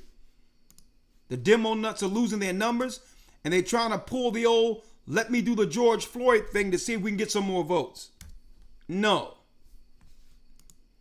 Since you brought in the illegals and the non-documented, have them go out there for you. Okay? You want to do something for God's people that you know built this country? Look at what you gave the Jews and match that and give it to the tribe of Judah who built this country. How about that? And still, you're not going to get the vote. All right? Now, let's go here. Let's go here. Our people are becoming savvy now. They're waking up politically, and I thank the Most High for it. And we're not falling for Esau's tricks anymore. Okay? They're going to try to pull us into some white on white stuff. If y'all say it happened like it did, then that's y'all business. All right? With Bennett, we are not in it. All right? If you need a church home, Tiffany, welcome to the Gathering of Christ Church. All right? I put out the link there. Go to historytimes.org if you want to enroll. I'll put the link for Zoom who would like to come in. If you have anything to say, or even if you question the doctrine that we teach, I'm open for that too. Elder, I would like to get baptized. I'll call you tomorrow, 339 area code. If you want to come in, just text the number on your screen, 445-888-2759. Text this and I'll bring you in if you have anything to say on the topic we're talking about today, this evening.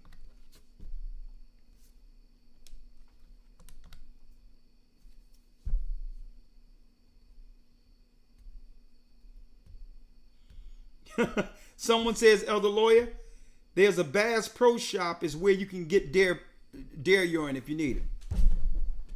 All right. For those who don't know, we're talking about Esau being the cunning hunter. How they go get some deer urine and go run into the woods to attract a female deer. You know, hey, you got to get it how you can get it, right?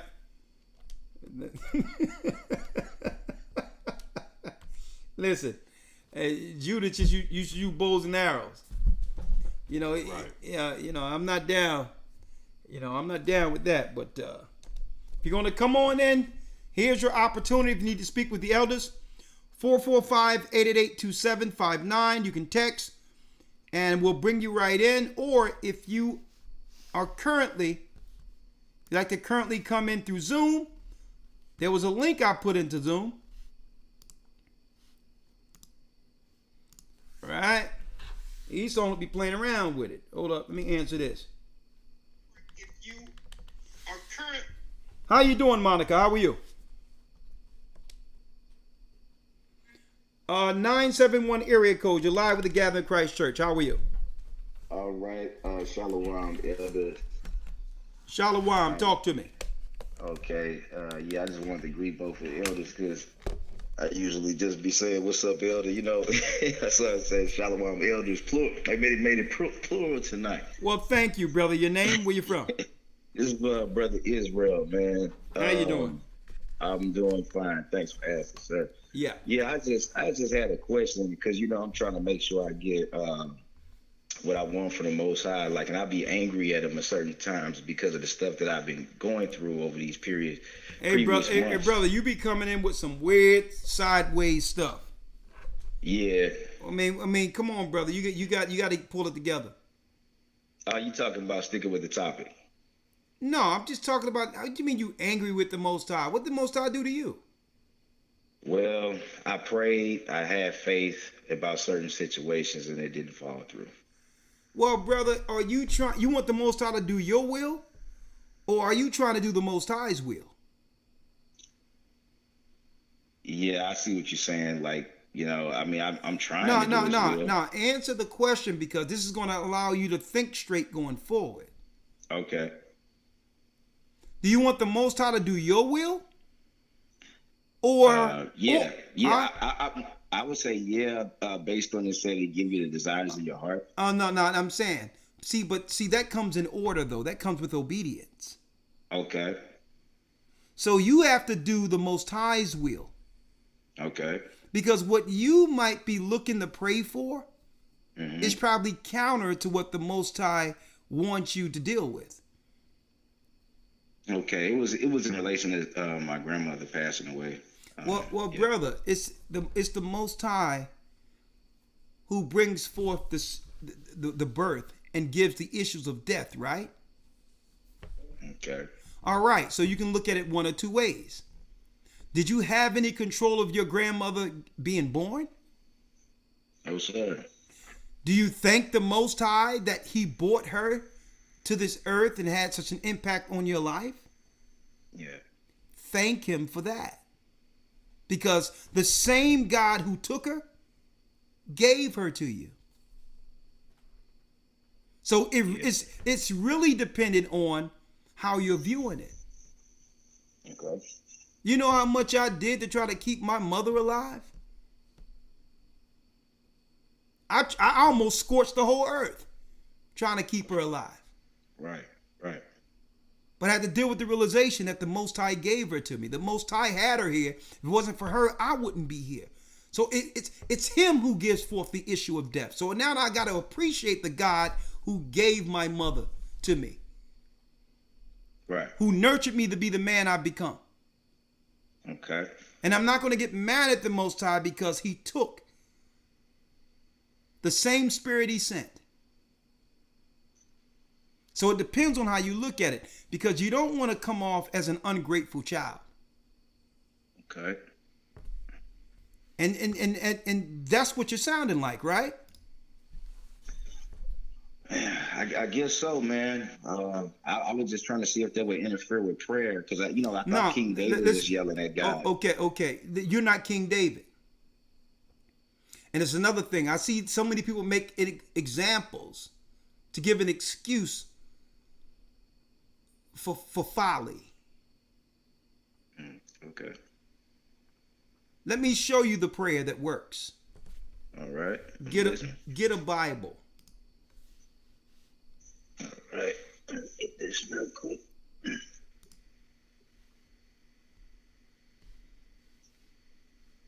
All right.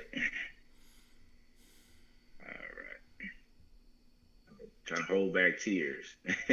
No, don't worry about it, brother. And you know what, brother? You got my deepest condolences.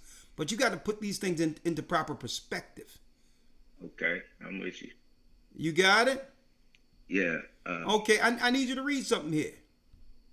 Okay. Right?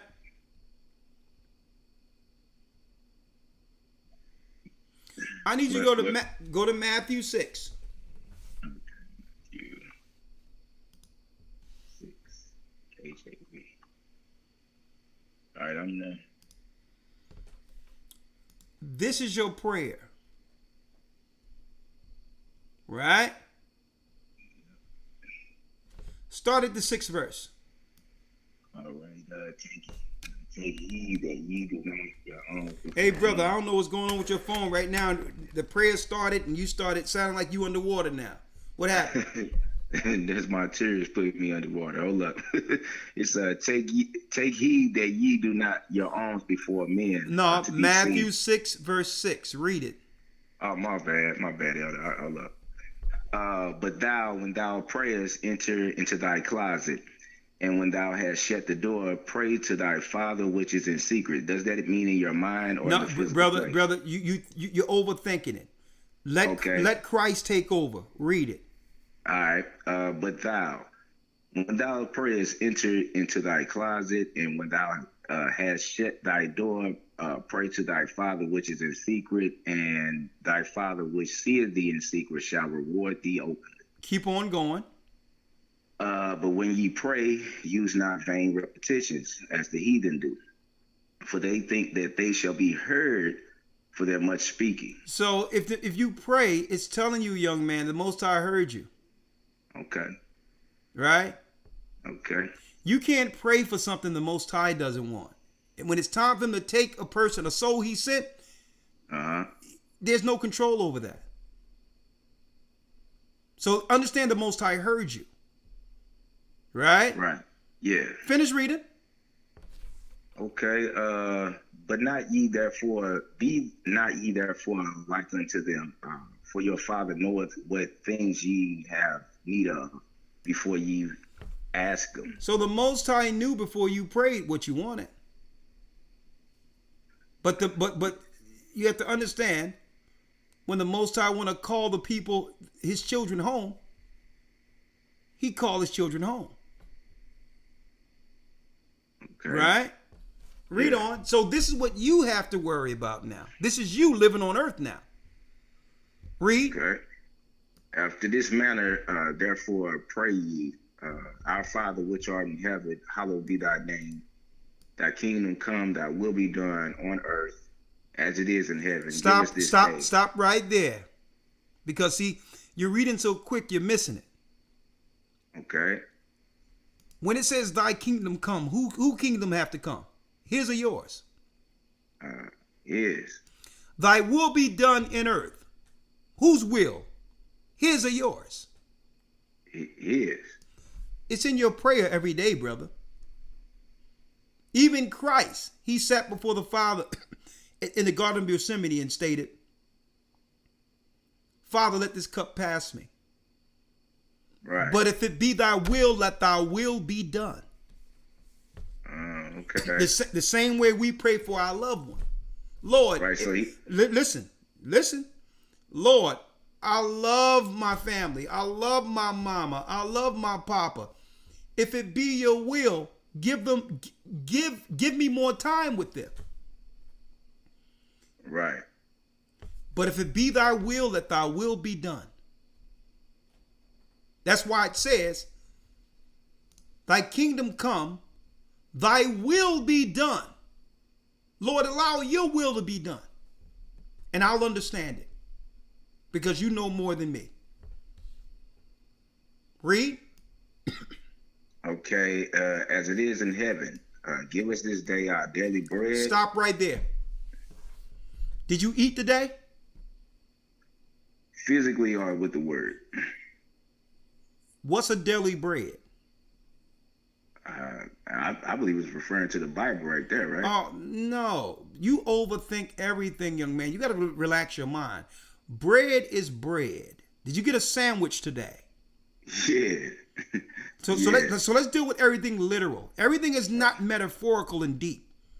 Okay. Let's deal with the simplicity of Christ. Like I say, you overthink. I don't know how you did. Listen, I don't know how you get through a day without driving yourself mad. You overthink everything. Give us this day our what? Daily bread. So did the Most High make sure whatever's going on that you ate today? Yeah. Was that prayer answered? I didn't pray for it, but I believe it was given. I guess I'm overthinking again. But the whole thing is, we don't really think on the things the Most High actually bless us with regularly through our prayer. There's people that are starving all over the earth, and you got a full belly. Right. Instead of finding ways to get mad at the Most High, what about thanking him? Right. Okay. All right, brother. I'm going to pray for you. You have a great night. Don't ever tell me you got mad at the Most High again, because that's a fight you can't win. Shalom. Shalom.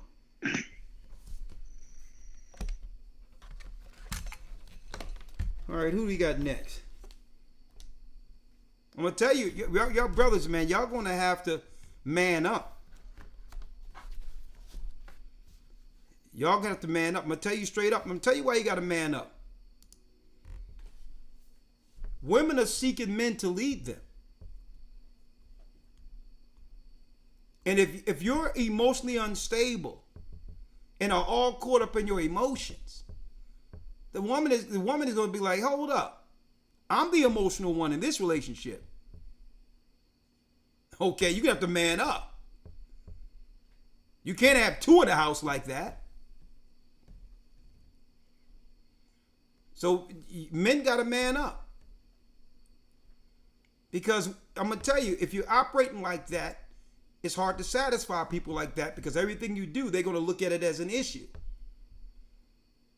Why are you doing this? Why are you doing that? And one be like, hold up. Why are you? A man is supposed to be stoic, strong. And not to say that there's not emotional times, but everything can't be a problem. You have to now change your mind and focus on the blessings. Focus on the blessings.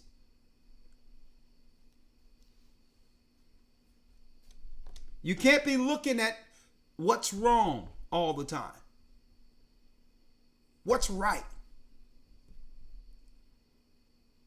What do I have to thank the Most High for? Right? But we're going to help you with that. Keep on calling. Because we're going to give you what growing up, it was a different breed of man. You keep calling, we'll set you straight. Right? A different breed of man, we was coming up. Like, listen, hey, you're going to come to me with solutions, sir. Okay? You're going to come to me with solutions. All this old emotional stuff, I'm mad. Nah. That's a whole nother conversation we're going to have, possibly. Okay, look what we have here. All right. Let me see who else we have coming in here. We got Kiara. Okay. Look what we have here. How you doing, Kiara? Unmute, please.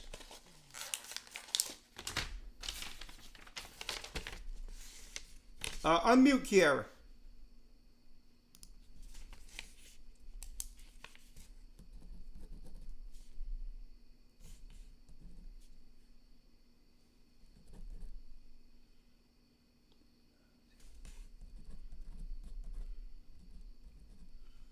Unmute, Kiara.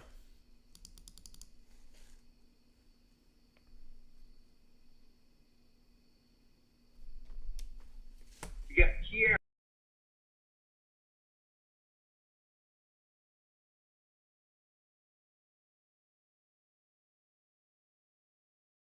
Yes, this is Gathering of Christ Church for the live stream. How are you? Oh, yeah. Hi. My name is Carlos. Am I talking to Elder Rakam? Yes, you are talking to Elder Ricard. How are you? Oh, yeah, I'm fine. Sorry. I didn't know how this worked. I've been meaning to make contact for quite a while, but kind of got busy. Your name? So, okay, yeah, sorry. My bad. My name is Carlos. I'm sorry, I just got excited for a moment. Okay. So, yeah, my name is Carlos. It's all right, Brother Carlos. Where you from?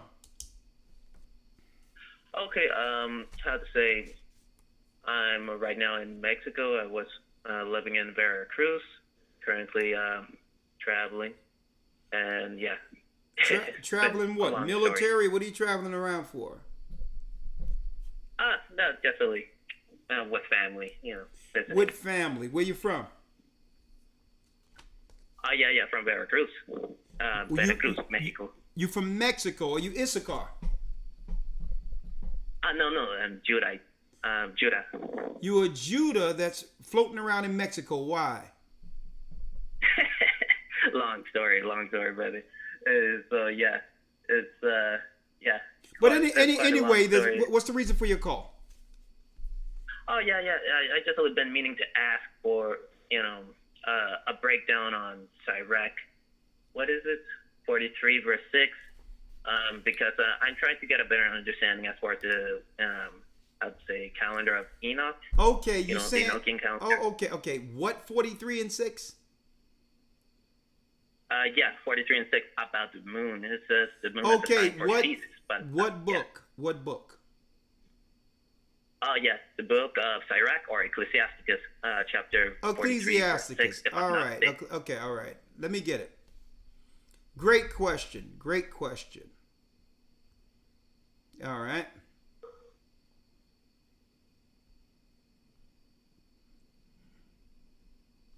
All right, Sirach 36, you said? No, I think I meant 43 verse and 6. 43 verse 6. So you want understanding of calculation, right? True, because only basing off of that scripture makes me think that it's a lunar calendar, but I don't know. Okay, well, what's your breakdown of that? Well, let's unpack it. How old are you? Okay, I'm 24. 24. All right. So I'm going to prove to you right now that this is not speaking of the moon. But let's read it. 43 and 6. Read it. All right.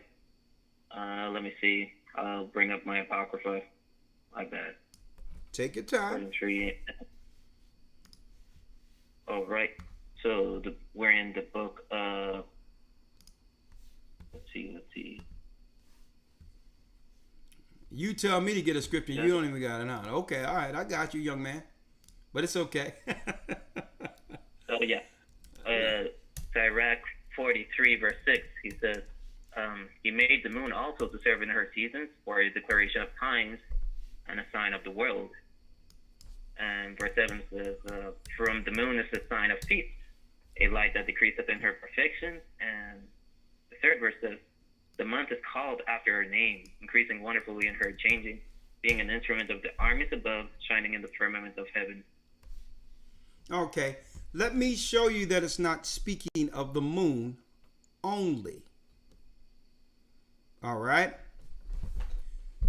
He made the moon also to serve her seasons for declaration of times and a sign of the world. Right? The world. Right?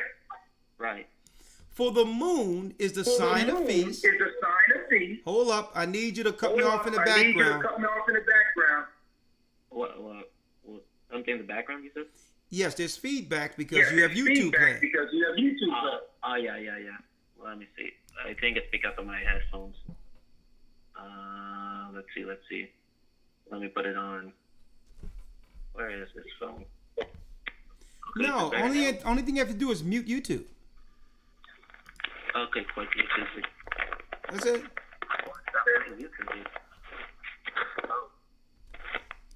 Lord have mercy, man. Y'all make for bad broadcasting. You are yeah, my bad. Yeah, you're supposed to make sure, brother. Lord have mercy. Okay. Do me a favor. Take me off any speaker. Brother, take me off any speaker right now, please. Yeah. I mean, I don't have any speakers. It's only my phone.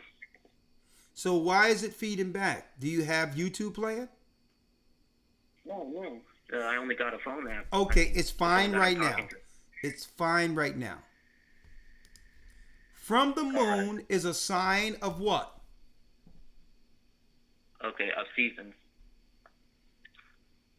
Can you read it, please? Let's see. Yeah, my bad. So, from the moon is the sign of feast. Let me read it. Sirach 43 and 6. He made the moon also to serve in her season for a declaration of times and a sign of the world. From moon is the sign of feast, a light that decreaseth in her perfection. Right? Right. The month is called after her name, correct? Correct. Increasing wonderfully in her changing, being an instrument of the armies above, shining in the firmament of heaven, correct? Correct. Now, all of this is 100% correct. But it's not telling you to calculate time of the year using the moon. How do you know this? This is how you know this. Okay. Right? Right. Listen to me clearly. How many days are in a lunar year? Last time we checked, 354. No. No? No. 300 and what? 354? 354. I thought you said 364. No, I meant to say 354. 354. Yes. So if it's 354s in a lunar year, where are the other 10 days? Other 10 days. I don't know how. Huh? It always comes 10 days early. It always comes 10 days early, so I really don't know where it's allotted to. I'm saying, listen, if we are to calculate time according to the moon, how's it coming up 10 days early? It should just be a full year, 354 days. Where are the 10 days? I don't know. All right. So that means you must learn something, right? Yeah. So the lunar calendar have you what? 6 months, 30 days, and 6 months, 29 days, coming up what? 10 days short. You know why? Correct. You know why? No, I don't know. Because the moon follows the sun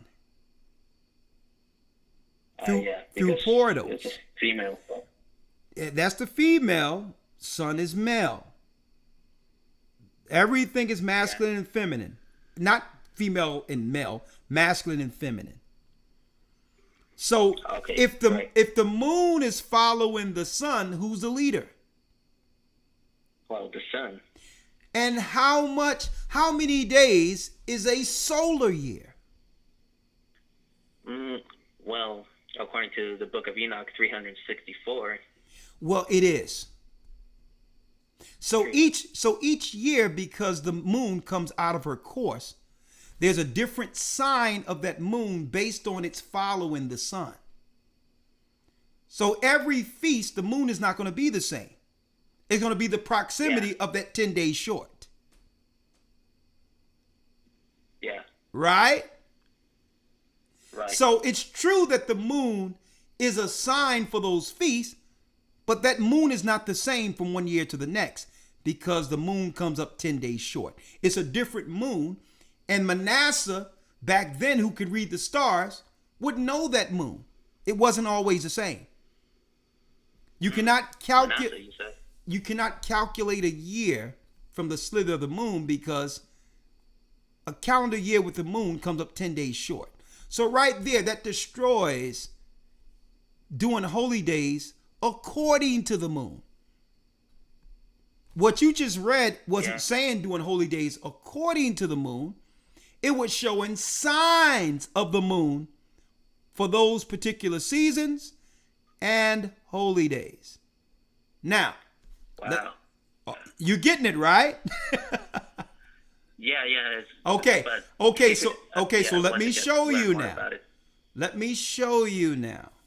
Right? Elder Lawyer, I don't know if you already have your, let me get it here. Your pseudepigrapha of the Old Testament Book of Jubilees. Do you have our calendar that you can order from the website, my brother? No, I don't. I mean, I only see the holy day list on the website. I would suggest you order our calendar because we have all the breakdown right there. Because I can understand how it confuses people when they say that the moon is for feasts and seasons. It'll make you believe you're supposed to calculate the holy days and seasons utilizing the moon. Well, that's what the Babylonians begin to do. And that's why the Jewish people do it, because they're going under the Babylonian calendar. That's why their time is thrown off. Okay? Yeah. Because with the moon, it comes up 10 days too short each year. Got that? Now, and this is what the Most High told Moses in the book of Jubilees, that you must keep time according to Sabbaths, right? Yes. Like, let me give you an example. There's 52 weeks in a calendar year, right? 5, 2, 7. When you multiply 52 by 7, it gives you what? 364. 364. So if you follow Sabbaths, you'll never lose track of time. Got that? Yeah. But if you follow the moon, you'll lose track of time. See? Now. Yeah, I see. Right? So God warned Moses of this. Elder Lawyer, I need you to go there real quick. In the book of Jubilees. When it comes to time. Yes, sir. This is Jubilees 6 and 32.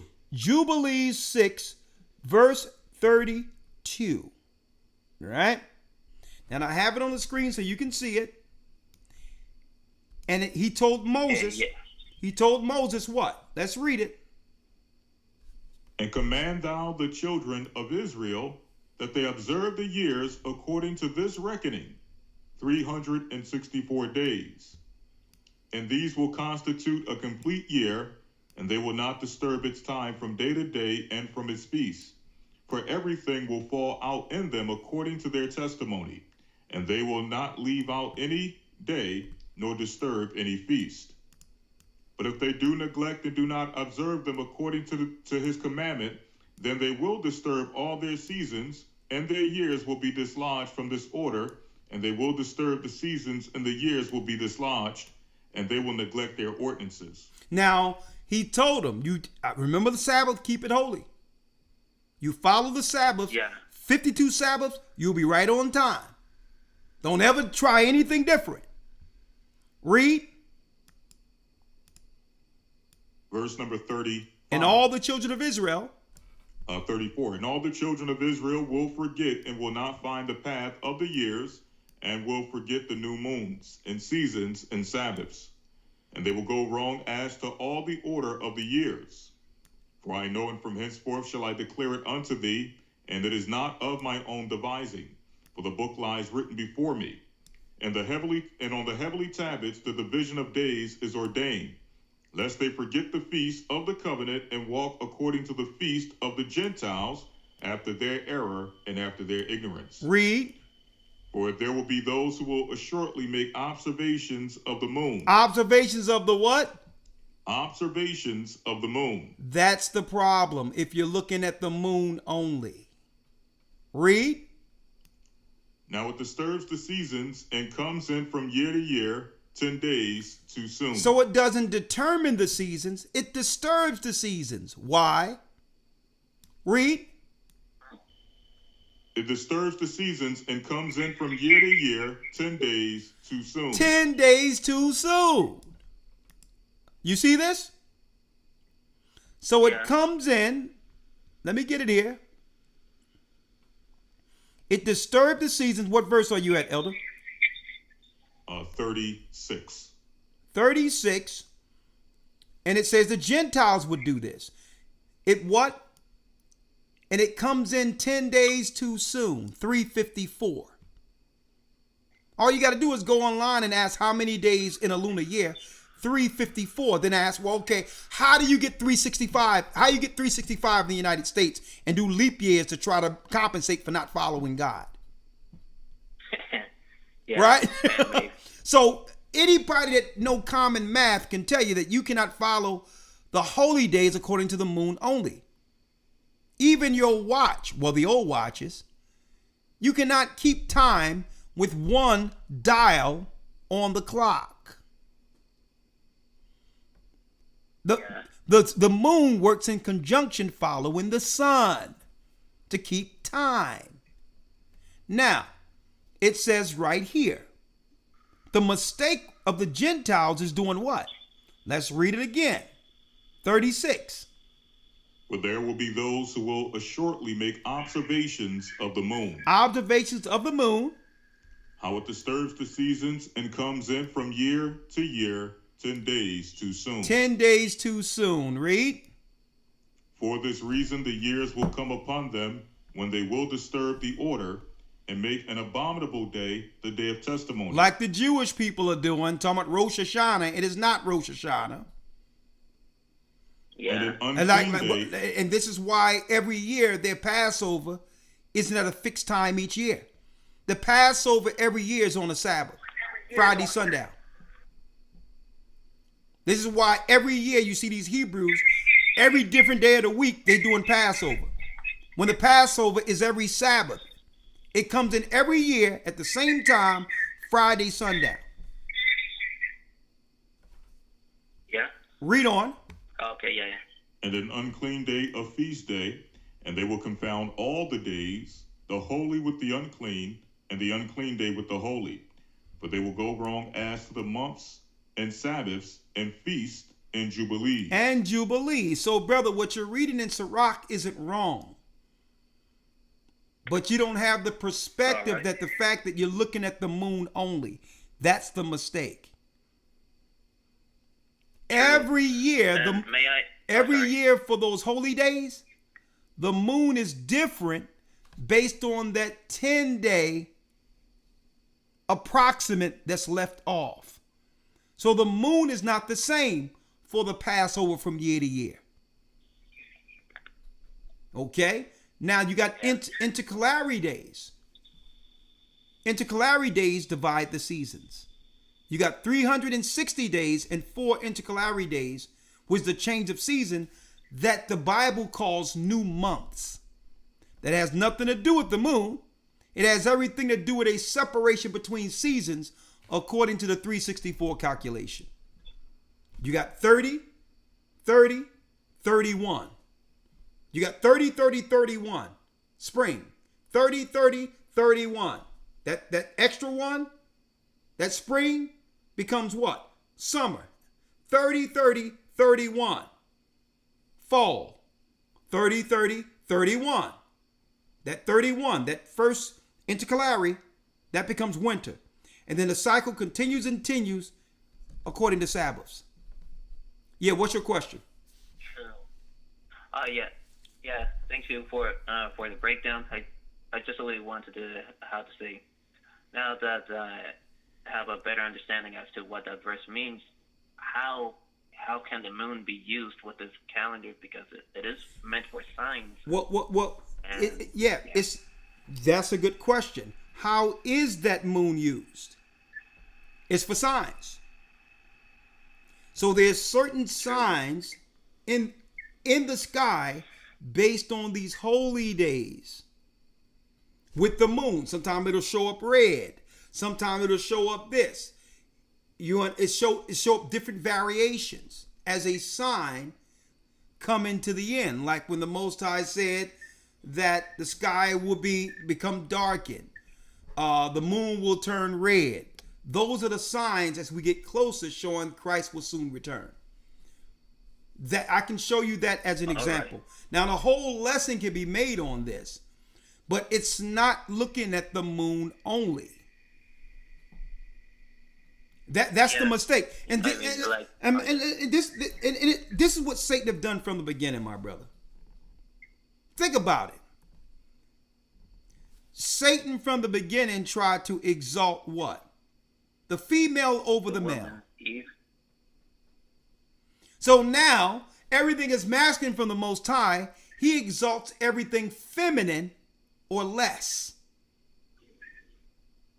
to play against the Most High's creation.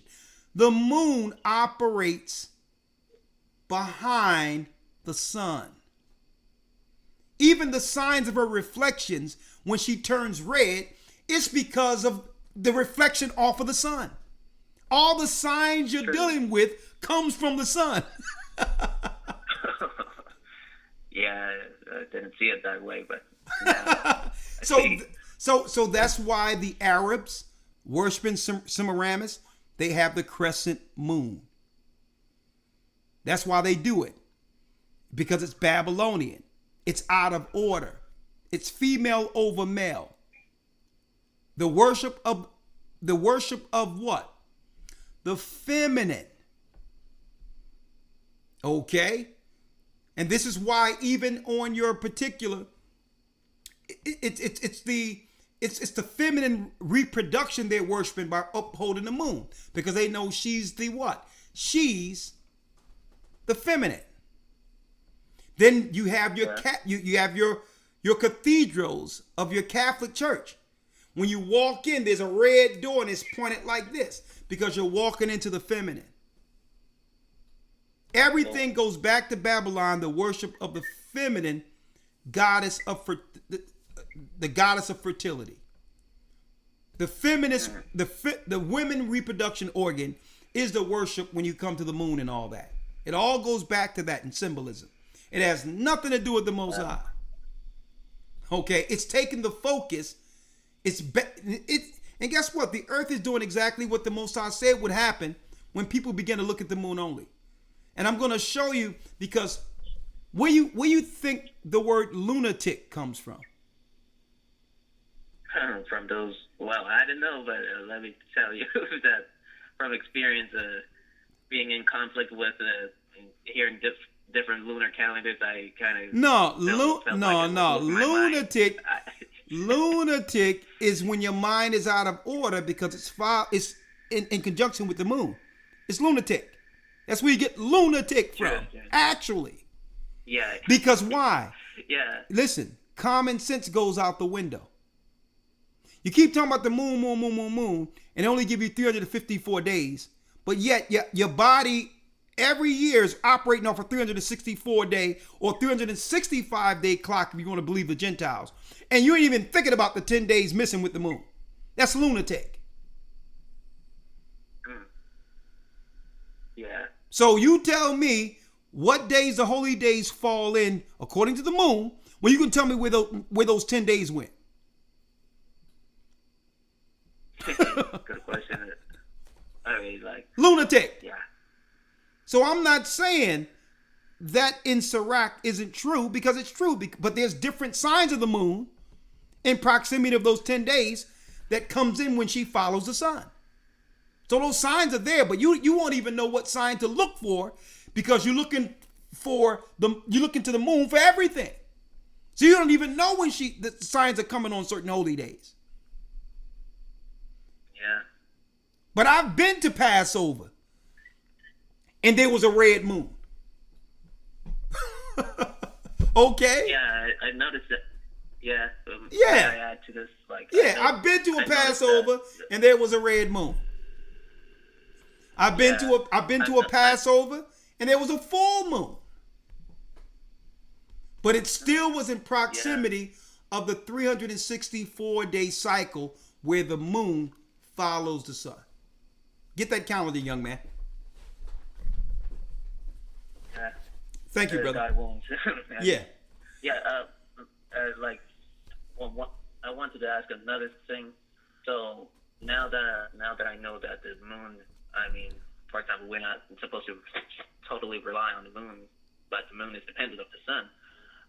Why there's certain scriptures that seems to be inferring that the moon was used, for example, in Exodus 2:2, when Moses' mother hid him for 3 months, and over there it says, brother, I think you're emphasizing things out of context.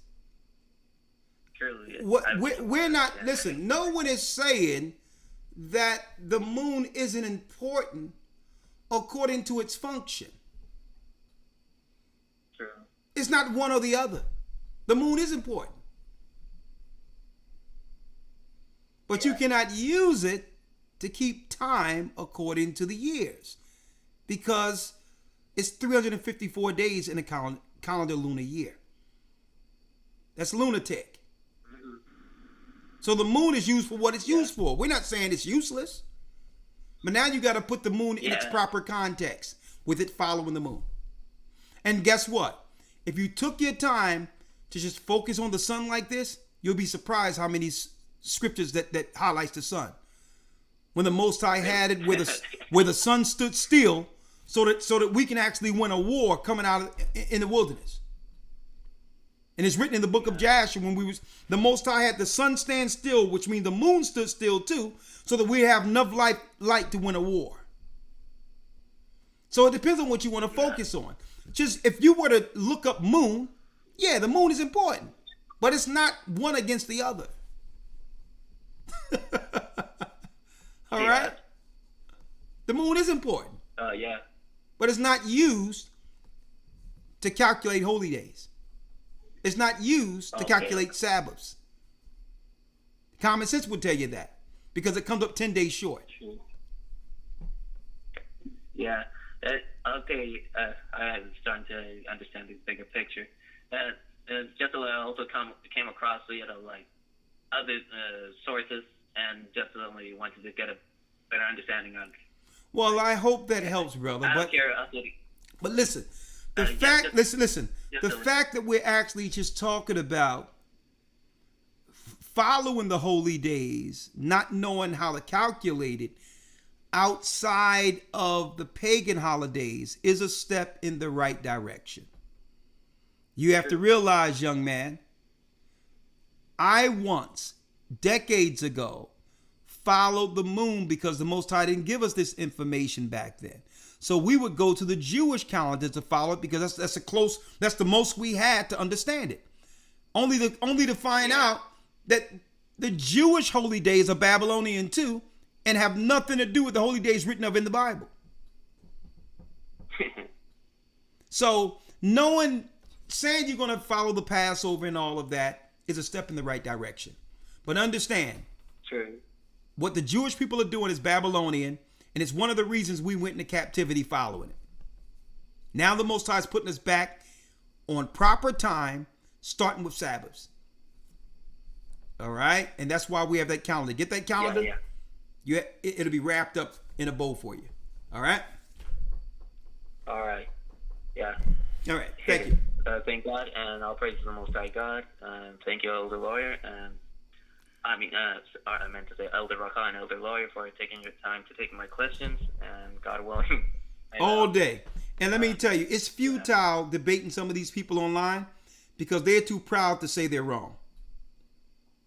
And let me tell you this, the reason why, listen, and one thing that I can say for sure why the Most High have carried and brought this ministry to what it is, we were never at a point in which we were going to hold on to something that was wrong. Once the Most High showed us better and gave us correct information, we would go before the people and correct it. Right? So these brothers out there are too proud, but they'll switch it up, but they won't announce that they went against it at first. They'll announce it as if it's some new revelation, but won't admit that they were going against our church when we were trying to show them better years before they begin to present it. The example,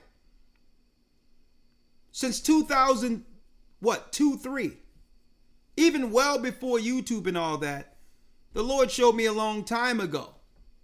Even before that, 2002, the Most High showed me that the South Pacific, the people in South Pacific, according to the scriptures, Deuteronomy 33 and Genesis, and in the book of Genesis 49, that the people from South Pacific, the Fijis, Hawaiians, and all that, were Israelites. Right? And I put that online. When I got on YouTube, I put it online for everybody. And those same groups were attacking me, saying, no, they were Japheth. And then, out of nowhere, a couple of years ago, IUIC tells everyone that South Pacific Islanders are Israelites from the tribe of Naphtali. When they were against it when we were teaching it. Yeah. Right? So again, if they get a chance to look at this, what we're teaching right now, they'll put away the moon because they'll know it comes in 10 days short. And eventually they'll do the same thing they did with the South Pacific teaching that we were teaching before. Yeah. A matter of fact, 2009, we put out the Star of Moloch and told people it's not the Star of David. They were all coming against us again, coming against us, even though we had proof we gave the proof that it's a Star of Moloch and it's a Jewish symbol for child sacrifice. It had nothing to do with our people, and they fought us against that initially. You had IUIC and others with the Star of David on. We got pushback. Yeah. We got pushback from them. But next thing you know, quietly, Tahar from GMS and Nathaniel, who was with another bigger guy at that time, stopped wearing the Star of David. Wow. But they never came back and said, brothers, I'm sorry about that. I'm sorry about pushing back on that. Right? Mm. And this is one of many situations. One of many situations. Baptism. We told them, unless you get baptized, you cannot enter the name of the Most High. They tried to argue with the name of the Most High and was right there when he told Moses. We got pushback. Instead of them seeing the name and going with it, and they was calling him Yahweh at the time. And that's IUIC. They was calling him Yahweh. Instead of just taking the name that they were learning through the church and putting down Yahweh, they just said nobody knows the name of the Most High and following the law is more important than it. Really? I didn't know that. See? Instead of just admitting that they were wrong, they put down a name that they were using to put down the Christian church with. Right? Because y'all don't know the Most High's name. His name is Yahweh. But as soon as we came with the name of the Most High, they dropped the names altogether and started calling them Jesus. Wow. Right? And I'm going to tell you, years before that, I was teaching on the street, Tazadakia, who made I don't know, the Most High took him. He's gone now. I'm Little Recall on the corner, and he come with a band of people to try to stop me from teaching on the streets well before it was YouTube. That's 2008 or 2009 when that happened. And even I told them the name of the Most High, one-on-one to the side, and they were looking at me like I was crazy. Okay? So again, one thing about truth, brother, I'm going to tell you this. You stand with truth, and eventually time tells the truth. And one thing no man of the Most High can ever be is so close into a doctrine where it stops you from seeing the Most High and Christ. Any man or woman who believes in truth understand that you cannot get locked into a doctrine. That eventually you have to admit you're wrong to grow and learn. We started teaching, we taught baptism because the Most High told us we had to. This is how Christ chooses his in the earth who repent of their sins. And he showed an example before John to be baptized before the world, even though the Pharisees and scribes rejected it. Well, the Pharisees and scribes, they knew they were Israelites, but they didn't want to admit that the baptism of John was right. Why? Because there was a baptism amongst the priesthood of washings. And they didn't want to reject what they learned back then to accept the new. The way these Israelites reject baptism. They're trying to say it's done away with. Well, why did Christ do it? And if he did it, and if you claim you're Christ, you claim you're in Christ, why would you reject it if you're not an antichrist? See? But instead of them just putting the baptism all together and follow Christ, because you can't say you're united in Christ and reject the baptism. When people come to them because we're baptizing, they'll say, well, we'll do it if you want to. You don't have to, but if you want to join us, we'll do it for you. Okay? Okay. You talk about your congregation. Sorry, I got lost for the no, what I'm saying is, brother, listen to me. Everything they're teaching, I was teaching with them. Just as they want to they want to stay in their pride and not realize and recognize that a lot of what we've been teaching is from Christ. We don't care about membership. We don't care about how many people join. No, it's them choosing Christ's kingdom, but their pride won't allow them to accept it because in their mind, they'll think, well, the people heard this first over there with the Gathering of Christ Church. Instead of saying, you know what? Let me get on board with this because it's Christ's doctrine, regardless of Gathering of Christ Church, so our people can have the truth, and one day that truth can unite us under Christ's doctrine. That's why I pointed that out. So they always look at me, they always see this church as this rogue Israelite group that want to do things differently. Not realizing everything that we're teaching is from Christ. And we'll never teach anything that's incorrect. And if we find that we're teaching something incorrect, we'll tell the people and correct it. The holy days they're following are incorrect. The names they're using are incorrect. If they deny the baptism, they will not make it into the kingdom of heaven because they'll stop up the kingdom of heaven for those who will go in where they're not entering themselves. And I'll end it there. Okay. My brother. Thank God and thank you, Elder Rakah. Shalom. Shalom. Yeah. I look forward towards the next meeting, God willing. Most High willing. All right. Well, brother, get in the academy, brother. You got a sharp mind. Let us, through the Spirit of Christ, help shape your path. You won't regret it. All right? Yeah. Excellent call. Bless you. So many things to learn. Oh, brother, hey, just take one thing at a time. Shalom. Learn one thing at a time. You're good, young man. You'll be good. Shalom. All right.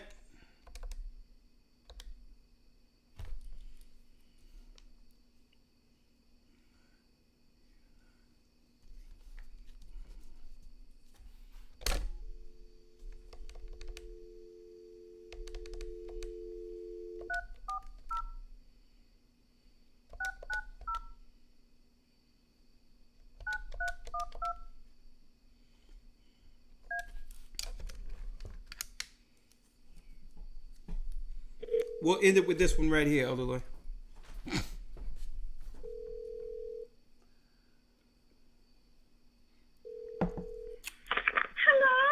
Hello? What's going on, young lady? Sunshine?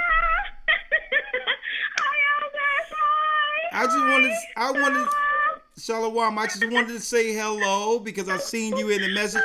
Would you like to say anything on this before we pack up tonight? Oh, yes, Elders. Yes, I do. Wow. From past to present, we see the same hunting tactics from Babylon and Nimrod's head to America. The worldwide deception is so unreal that if it were possible, they would in these last days be able to deceive the very elect, from identifying as person to animal, male to female, or female to male, false transformations of all kinds based on lies and deceit of the heart, many choosing to call evil good and good evil. And with the magic and media wand before us, the masses receive and gladly believe the changing tide of what the love of the world is supporting, or what is it is denouncing. And because the love of the world is so pushed and nursed in the earth, godlessness abounds, and it manifests in all the sins done in the earth: lying, stealing, backbiting, envying, striving, murder from the beginning, and the like. And those who claim to be the guards of the gospel of Christ are even more wearied and weakened, and now with broken spirits and false doctrines pushed upon them for years and failed before them. Those who have been continually bamboozled or desirous to hear smooth things and not right things are primed towards the road to accept disillusionment and non-belief and even nihilism, with no courage, no fight in them left, and readiness to welcome in the new phase and the new age of Satan fully realized. But even though Esau is a cunning hunter and continues to hunt the whole world, inhabitants of earth and sea, particularly the children of Israel, who we are, and he who lets will let until he does so no more. The sins of Esau continue to mount up to the heavens, but the righteous also knows of the season of the hunter and the fisher, and unless repented, those who continue to do and follow the evil will ultimately be taken away in the floods of the lies that they set for us to swallow up the righteous by grace. But those who seek righteousness, who have always followed Christ according to the word, listen to him, will not be moved and will not be fooled. By grace also, those who flock are the flock of the Most High's pasture, who are men, are teachers who ground us. Come on, you got to wrap it up. You got to wrap it up. And so we seek after spiritual and not earthly things, and will correct course, and the first shall be last, and the last shall be first. We see prophecy before our eyes, and a highest will be done on earth. All praise be to the Most High. And that's all I wanted to say. Bless you, bless you, bless you. Bless you. I wanted to say, Elder. Bless you. All right. Bless you. Shalom. Okay. Bless you. Sunshine is still smiling. Kiara, I'm going to bring you in 1 second. Crash and Phantom. So are these brothers Jewish? We are not Jewish. We don't wish we were anything. We're the children of Israel. We're the tribe of Judah. We're the people that you see and read about in the Bible. The black Americans, the blacks who ran into Africa, Western Africa, are in fact, that's right, through genealogy, the lost tribes of Israel. We're not Gentiles. We're not Hamites. You're looking at Jews from the tribe of Judah. There's no Jewish people in the Bible.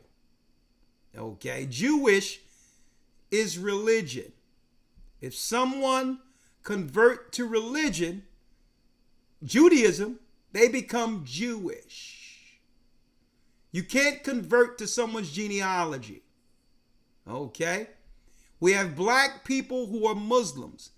It doesn't make them Arab. They're still Israelites who are carried away into idolatry, worshiping Arab idols. See that?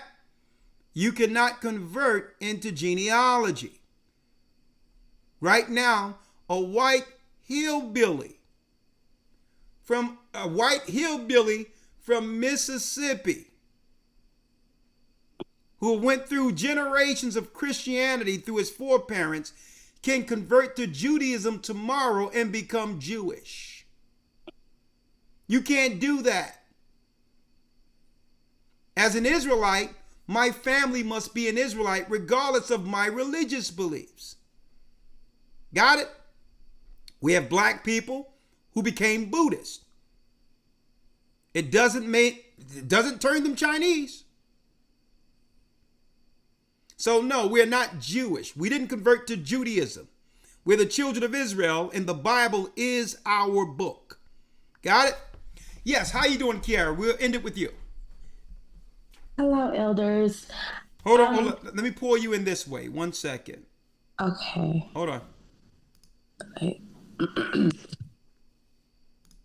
Yes. Go on, Kiara. You hear me now? Loud and clear. Okay. So I just wanted to say, thank you so much just for, the guidance that you have like been doing behind the scenes in my life for the last few years. A lot of things just kind of start really, really, really clicking. I say like 23, 2020, you know what I mean? And just every day, a lot of things are just starting more and more to click. So I did go to the baptism at the Feast of Tabernacle. And, praises. Here 2 weeks ago with the Atlanta body. And I just guess I was just checking in just to let you know that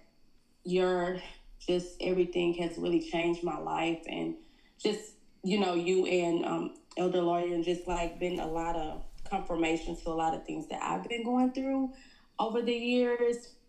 I still do need guidance with a lot. So, I'll just be attending everything that y'all have, on a global level, because I don't really know anybody in Atlanta in the body. I met them at the baptism. Yeah. But I know that the instruction and the guidance that I've been getting here on this platform is what has been more for me. So I just wanted to say, my friend, I think I found out about everything in 2018 when I went home to Shreveport, and I met a really good friend that turned out to be a really good friend of mine still to this day. And that's how I met, why I was introduced to the broadcast through Mario. And that's just kind of how it was. And like I said, I've been living, like I said, it's just starting to click. A lot of things are starting to click. I know what I'm doing behind closed doors. I know I'm making the changes, and I know that I have I was asking for a lot of truth and clarification, like in some very dark times in my life, in grief. And then it just was like, boom, everything started clicking, because I knew it was some things that just was not adding up. So that's it. Okay. Well, I'm telling you, Kiara, just welcome to the body. We have some great brothers there led by Bishop Baruch. And man, we have some great people. My Philly man is there too. In Atlanta? Oh yeah, in Atlanta. There's some beautiful people there to guide you. And I'll see you when we'll be visiting soon. So we'll see you. Well, I went one time. I just found out about the new location. Okay, well, that's where it begins. Work amongst the body, and hey, I'll see you there when I come. I'll announce before I get to Atlanta, but welcome to the body. And okay, thank you. And guess what? This is going to be an interesting journey. Experience. It's different. It already has been. All right, yeah, but hey, this is the truth, sister. The Most High called you to the body, and it's no better time than the present. And guess what? I wouldn't want to be out there with no knowledge of what's going on with what's about to go down. So, sister, the Most High called you, and you're amongst the body. And hey, if you're with this body, you're protected. So you think I do need to go more to the location? Because absolutely. I don't really like dealing with a lot of people. Sister, listen, absolutely. Because at the end of the day, when it comes to protection and certain things that are going on, you don't want to be unfamiliar when things go down. And now we have to worry about who to take care of, who to actually give certain things to. People are going to deal with who they're familiar with. So you have to build. Absolutely. You still need to build a rapport with them, even if you can't come every day. They got to know who you are. Every week, they have to know who you are. Okay.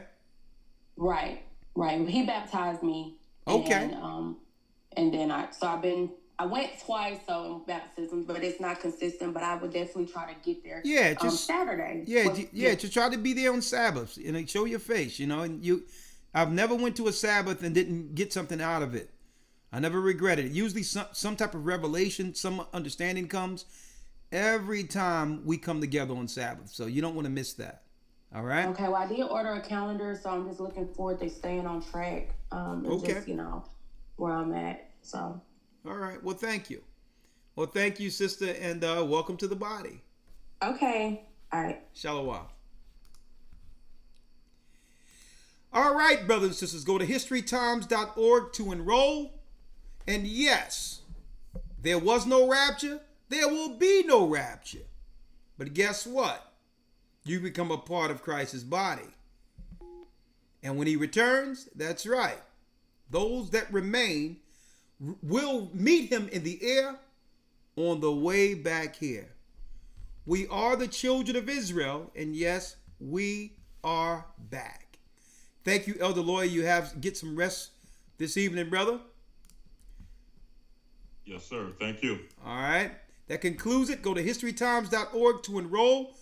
Week 4 of your Hebrew and Bible Academy. We will be going into who is Edom. And folks, that's right, folks. They deal with Canaanite Babylonian worships. And I'm going to tell you, it's some weird stuff Edomites deal with behind closed doors in their worships. And we're going to be exposing it this Sunday on the Hebrew and Bible Academy. Someone claimed that there's a rise in white Christian nationalism. Don't believe the hype. It's all media generated. The average white person out here in the United States or in the world is just trying to work and feed their family. They're not concerned with none of this crap. It's all politically driven. All right? They only can draw the low vibrational people who seek validation through politics into these particular, into these political arenas to fight one another, okay? There's no rise of white nationalism. All these are media tactics to draw low vibration whites and low vibration blacks into some type of battle that will lead to most people coming out. And that's what the government of the earth want. They want you to get out so that they can justify using their armies against you. Don't believe the hype. Shalom. Have a good evening. May the Most High stay with you. Stay prayed up. Sin not. We will soon see Israel. And I'll see you this Friday on Patreon. And we will see you in the academy this Sunday. And keep in mind, the Most High is calling back Israel. We are the children of Israel.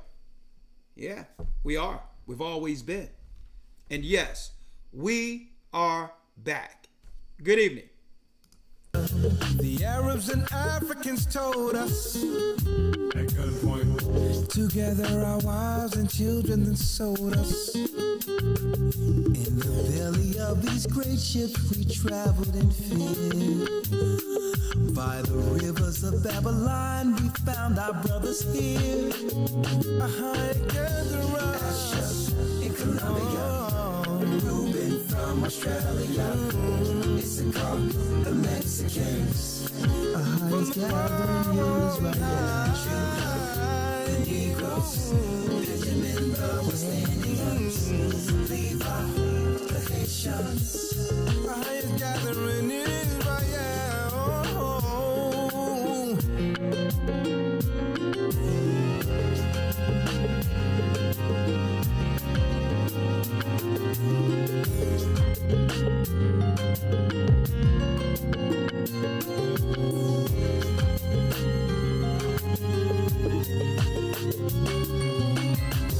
Asher in Colombia, Reuben from Australia, Issachar, the Mexicans.